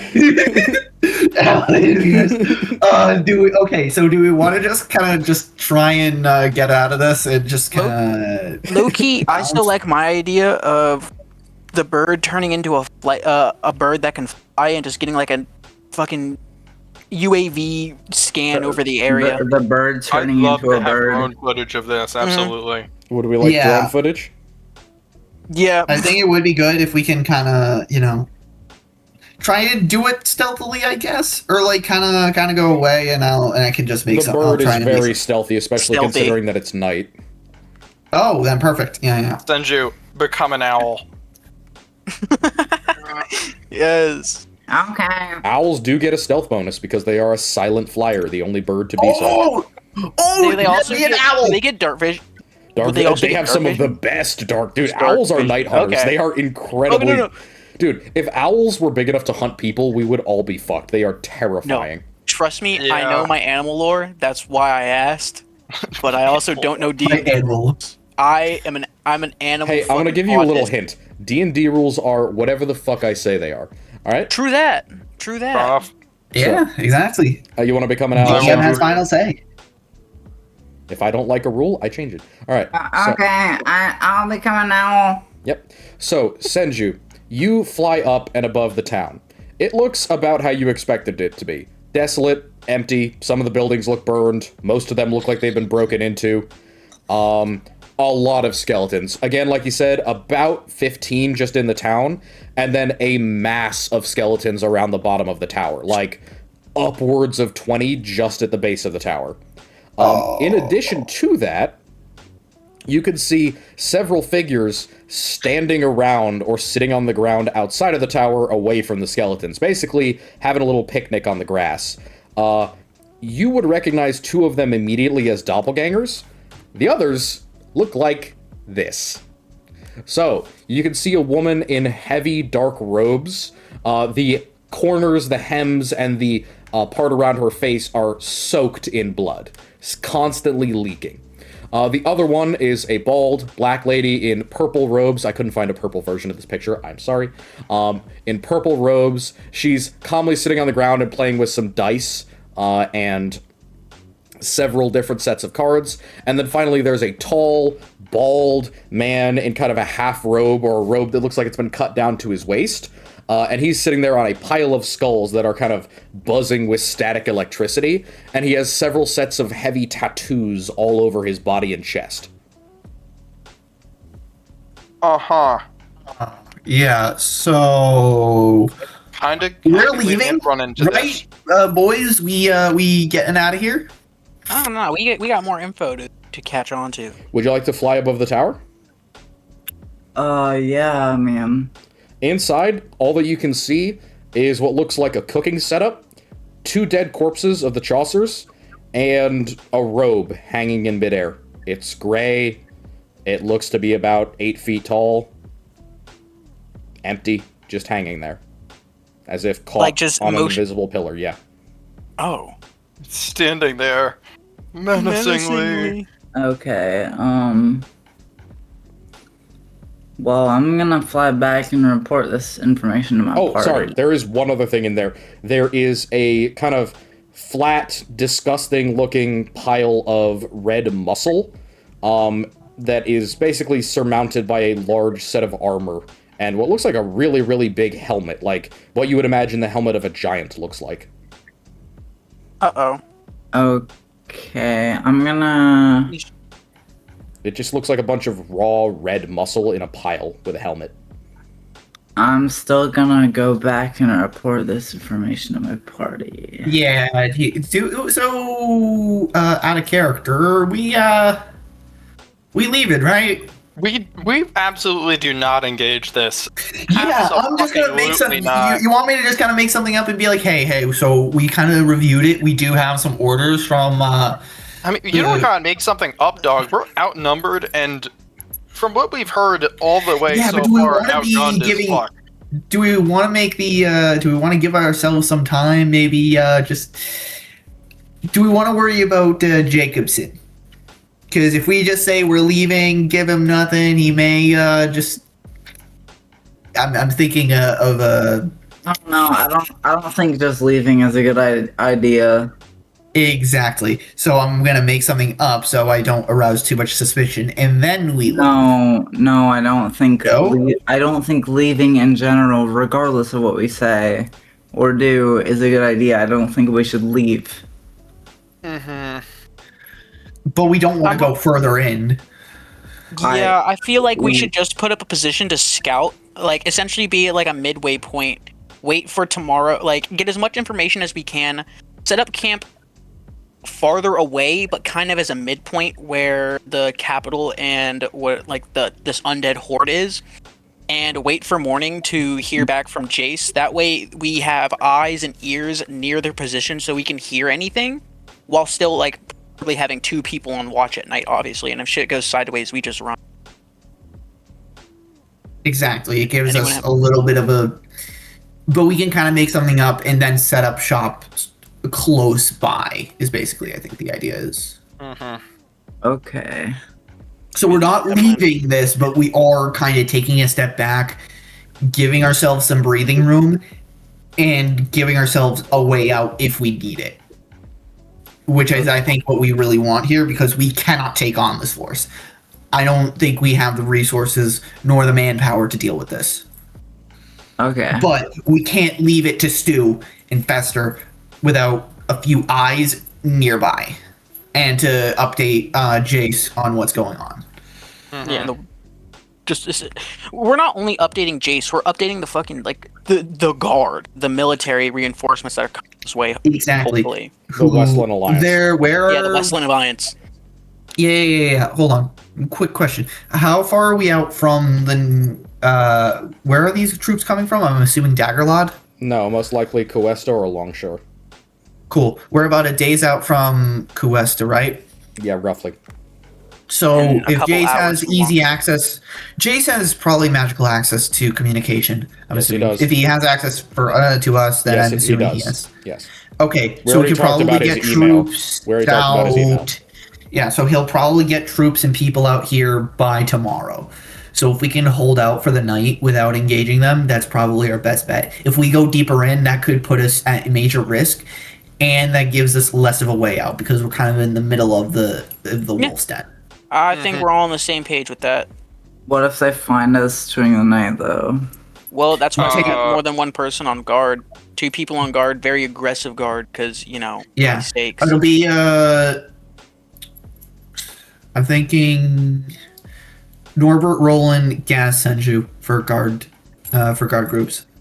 I think we can each kind of cover the other in proper ways, and we have each ways to wake other people up. Exactly. It may be a little bit more strenuous, but What are you telling Jacobson? Yeah, trying to think. What would be the most convincing? Probably something orders. We actually do need to leave. We're just here to kind of check up and head right out. Basically, quick update on the situation, but we don't need to go too far in. Yeah. Like, that is not our job. We're not here for that. There's just 4 of us. Say it in character. All right. Well, we're gonna head out. We deliberated and we got contact from higher ups. We're not supposed to necessarily do anything too serious. We're just kind of checking in, talking to the door guard, and we have to head out. There are more situations that we have to deal with. He kind of smiles and tilts his head and says, "What are you talking about? What do you mean? What am I talking about? Who do you think you receive orders from?" Exactly. That's what I'm saying. He's watching you right now. Through me. What do you think you receive orders from? Of course you don't. Because I know you. You may as well. Okay, let's get out of here. Okay, no. Alan, we are so incredibly fucked. Jacobson raises a hand and says, "Listen, I know your choices. I'm not worried about that.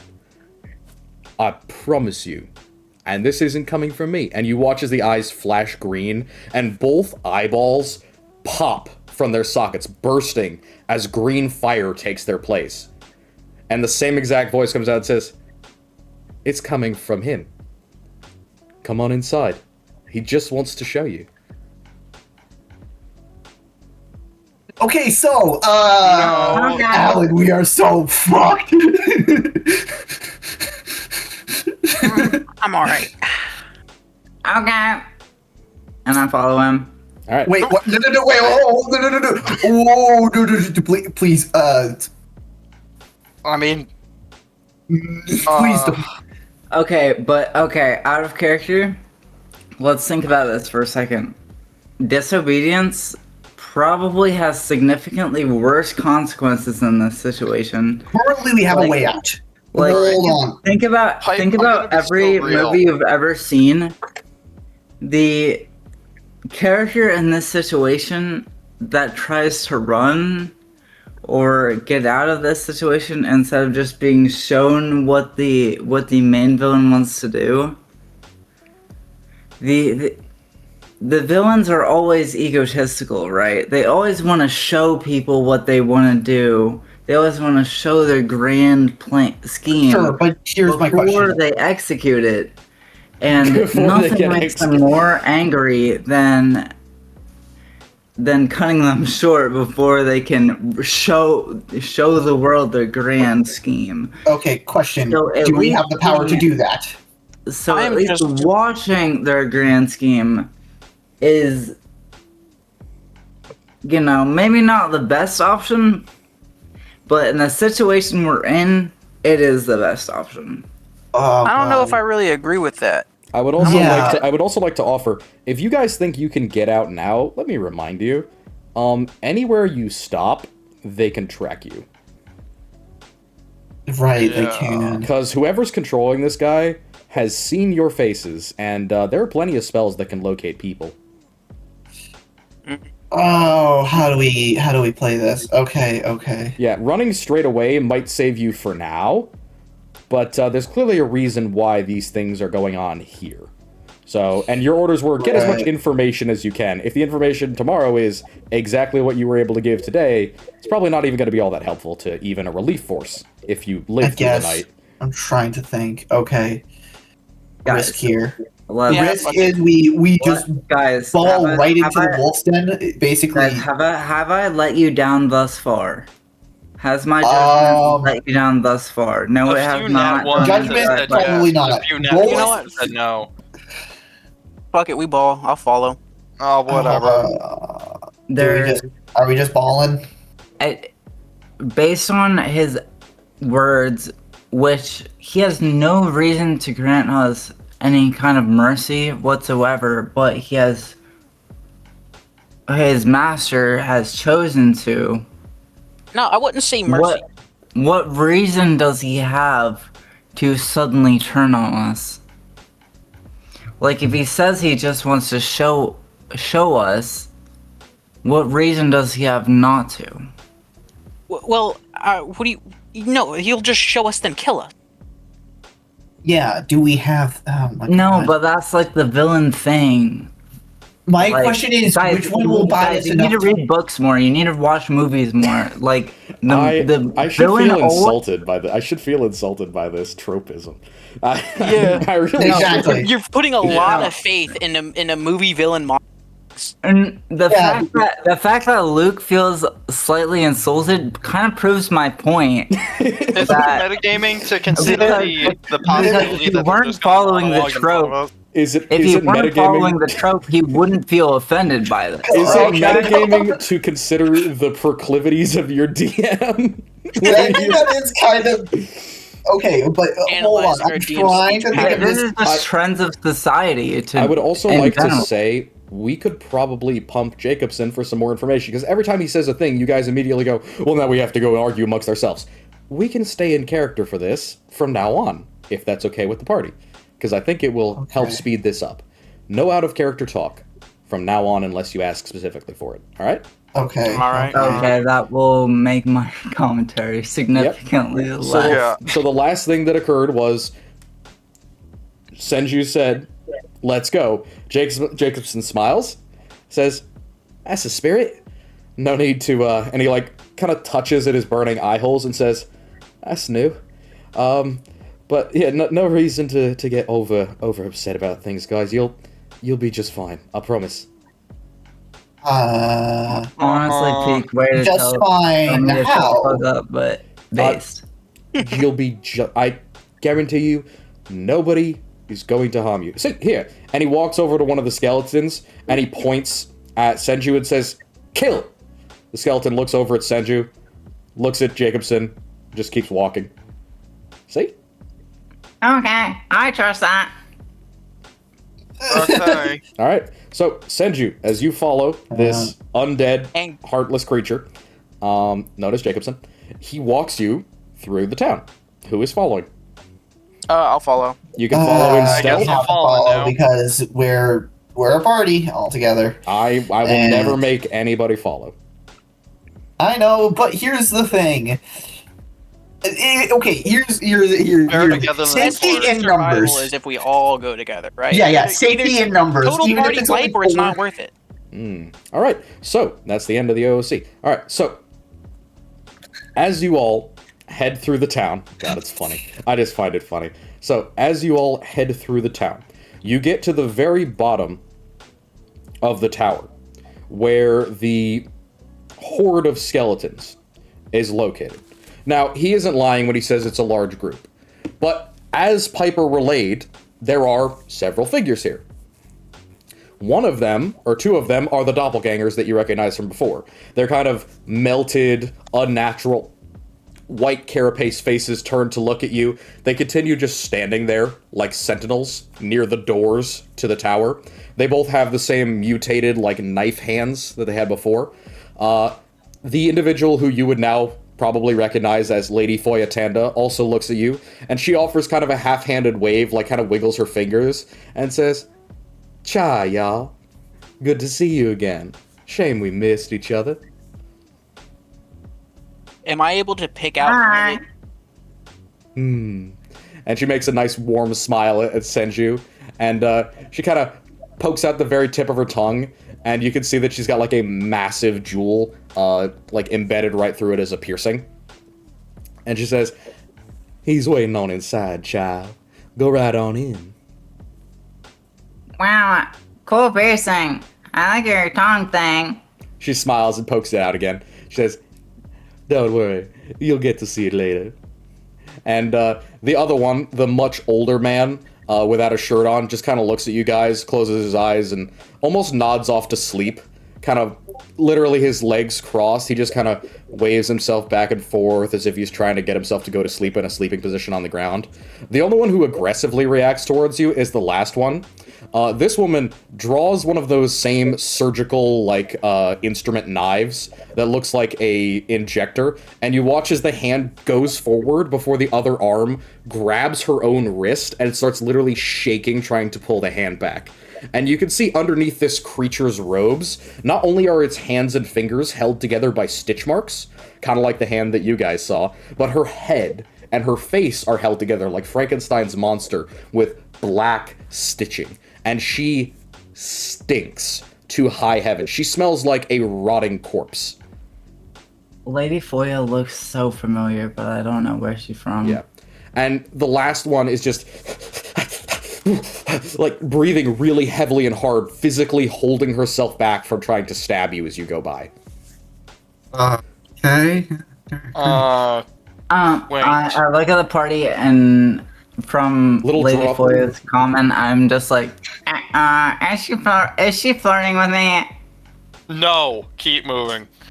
Can I want to, out of the two doppelgangers, is there any physical difference to way, like, I can try and identify the one that jumped me and Piper earlier? No, they specifically? look exactly the same. Exactly the same? Both of them Okay. have the same icon on their chest. Nunskata, the older guy has a tattoo on his back of Ren Shurg. This Stitch monster doesn't appear to have any icons of Ren Shurg, but is wearing some jewelry that has kind of skull iconography.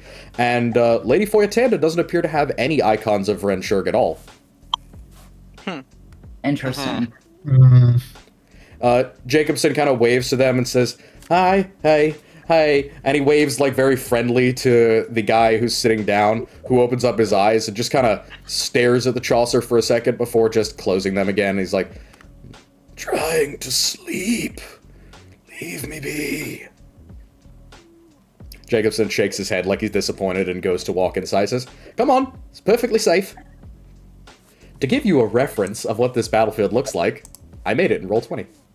Oh, sweet. battlefield. Oh, that's comforting. Yeah. So this Wow. is the start of it. This is Jacobson, the pile of skeletons, and the other pile of skeletons, the damage to the road. These are all of the other skeletons. 1, 2, 3, 4, 5, 6, 7, 8, 9, 10, 11, 12, 13-ish. Hey, Luke. This is the tower with the 4 cultists, the 2 doppelgangers, and 4 by 5, about 20 or so skeletons. So it's about 33 overall. We're cooked. Well, nothing. Yes. Alan, we are so Action fucked. economy alone We're is only so cooked- fucked here. We're I'm gonna only be cooked if real. we engage combat. Correct. You're not cooked if you don't engage combat. So let's not engage combat. See, guys, I'm a mind reader. How hard is that? That's not mind I reading. know everything. That's just playing Except the for game. the things that I don't know. So, as you guys get into this tower, it's very stark and very bare, and it appears to be only 2 levels. The one below, which appears to have been like some sort of really ancient dwelling or like home. There's a hearth, there's various bits of like home goods that have clearly been built into or onto the structure. Again, you would know, those of you who know about the Sorcerer's Towers, that they are at times basically used by sorcerers or high-level wizards as like getaways from society. The fact that this one is so near to a town isn't abnormal, because these things are striking parts of society in the community, like it's just, it's there, like a hill or a mountain. And they're usually pretty quiet, that people don't mind living too close to them. They don't have a super bad reputation outside of the one near Sildred Fortress, which just has a reputation for being haunted, and, who really believes in ghosts after all. But as you enter in, Jacobson kind of, stops at the very bottom of the set of stairs to the 2nd floor and says, "All right, you're up. He's on the 2nd floor. Sorry about the breeze, the wall got broken open." Why, what? Him. He didn't like not finding what he was looking for here. He was really, really counting on it, and, he was alone at the time, and after that, he wasn't so alone anymore. Oh! Huh. Norbert gives a look of vast concern to the rest of the party. Yeah, you hear in your head just like you giving that look, just. Let's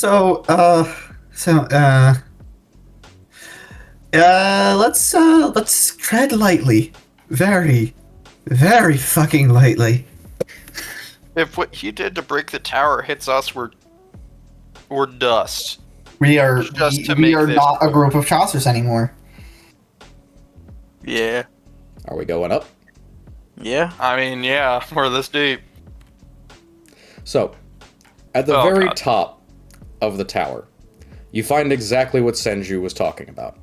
The pile of meat and organs with the giant's helm on top of it. You find the 2 bodies of the other Chaucers, one of whom appears to be a black dragonborn, the other appears to be a human. Both of them are lying dead on the floor. You see what looks like a cooking setup with a large, heavy, black cast iron cauldron in the center of the room under a low fire, and a pale, silvery gray robe floating in the air. No legs, no face, no hands at the edges of the robe, and yet it's just standing there. And it seems to turn towards you. There's a slight gust of wind. Huh. You master. Oh, Oh, you go. you master? Question mark. I am such. The voice doesn't seem to come from anywhere. It seems to come from something. It seems to come from the pile of organs, but there's another gust of wind, and with a shivering sound, this pile of meat and flesh literally shivers and shakes like the skin of water as it shrinks back into itself, almost trying to hide beneath the gigantic helm. And as that vicious kind of brute voice that seems to be forcing words out rather than actually being able to make them goes away, you hear a faint whispering.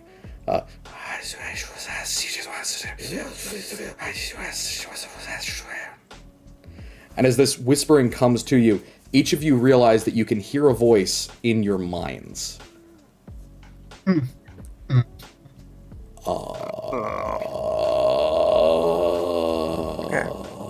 Does it tell? Pray tell, what does it say? You have come, Chaucer heroes. I have been waiting for you. I am pleased to see see you. And the whispering continues as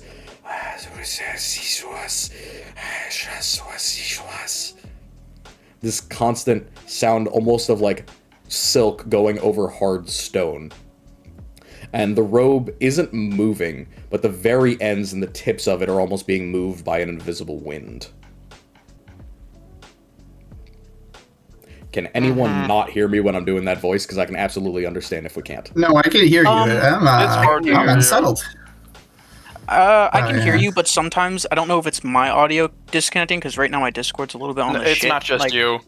It's not just me? Okay. I think it I just think sometimes it it's goes Discord in. thing. It's fine. I will get Yeah. closer to the mic. It's hard to do this voice. I'm sorry. But No, that's fair. all good. Would you like me to re-go?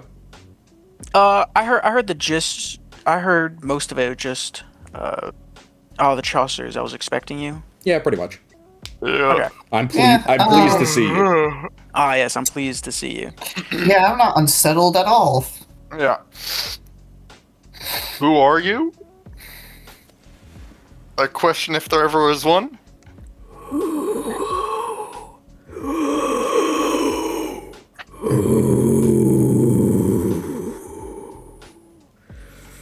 It almost seems insulted by that question. Oh, did it respond? Who am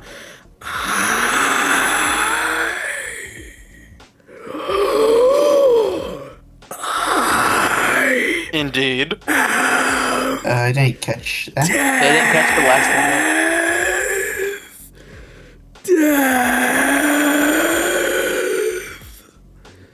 If you're saying death, we're only getting like the duh part of it. Yeah, that's kind of the point. Fair enough. I'm doing my best. I'm trying to get closer. No, that's fair. That's fair. thing. I am all death.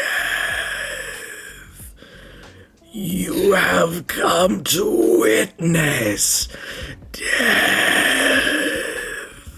And you watch as there's a tiny little motion, and with a tiny little tinkle, it just sounds like the lightest of bell tolls. A small, black, trapezoidal piece of metal emerges from inside of the cloak, seemingly of its own accord, and it drops into the cauldron. There's a little tink as it hits the ground inside, and there's a slight reverberation as the cauldron receives this piece of metal. And the voice says, "Witness and behold new life." And as this tiny drop of metal impacts the bottom of the cauldron, there's a swift uptick in the feeling of wind. It whips into the side of the building, and the interior drops several degrees. The inner part of the cauldron glows a deep green, and venomous green vapor starts to float off of the top of the interior. It shakes, the very bottom pieces of it gripping into the ground as if they were alive, scraping away pieces of rock as these iron hoops try and dig themselves into the ground. As if it were boiling with no water inside, this misty liquid pours towards the two corpses of the Chaucers. And within a few seconds, both of them jerk and stand back up. And that is where we're going to end this session. Oh, no way. Okay, so yeah. Allied, we are so fucked. All right. I hope at least some of that was caught on the audio. My apologies. I'm going to have to get real close to that and keep his consonants real strong. Look, I'm trying to copy a voice from one of the best voice actors in all of Disney history. I'm not that level of voice actor, and I never will be. Dude, yeah, Is it the fucking guy from the Black Cauldron? yeah. I forget his name is like John Burns or John King. He's such a good voice actor.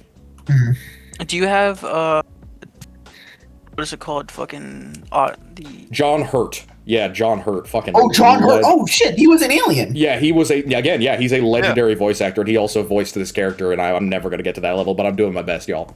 Yeah, no worries. No, John Hurt was a I fucking listened legend. to the sections that was John Hurt's audio for like 40 minutes yesterday, just trying to memorize what his cadence was. So yeah, there you go. Any questions before we finish off the session? By the way, you will you will be getting your level up. Congrats. Oh, we're getting a level up. Yeah. Yep. Booyah. Good to know.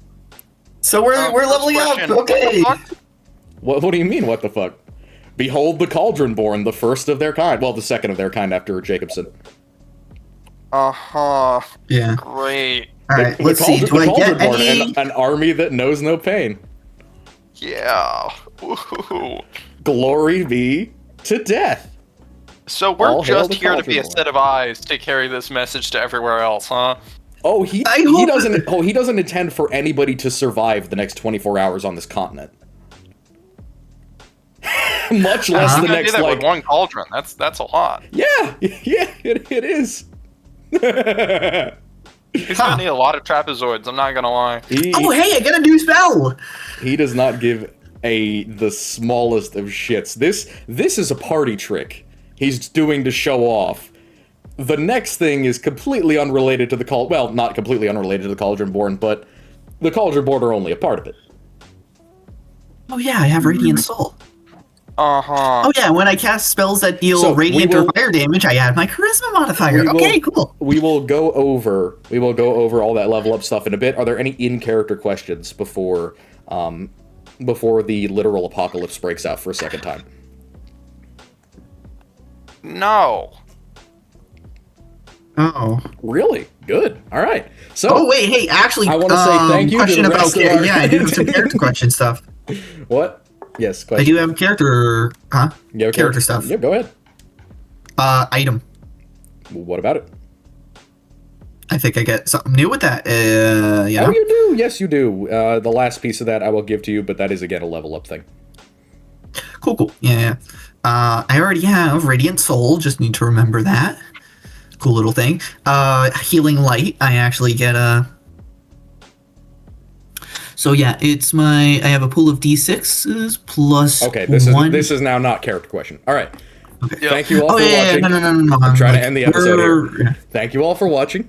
It's been an absolute pleasure. I hope you were happy with the Great Convergence, or at least Session 1 of the Great Convergence. Session 2 is going to be a fucking banger. Everybody's going to have a great time.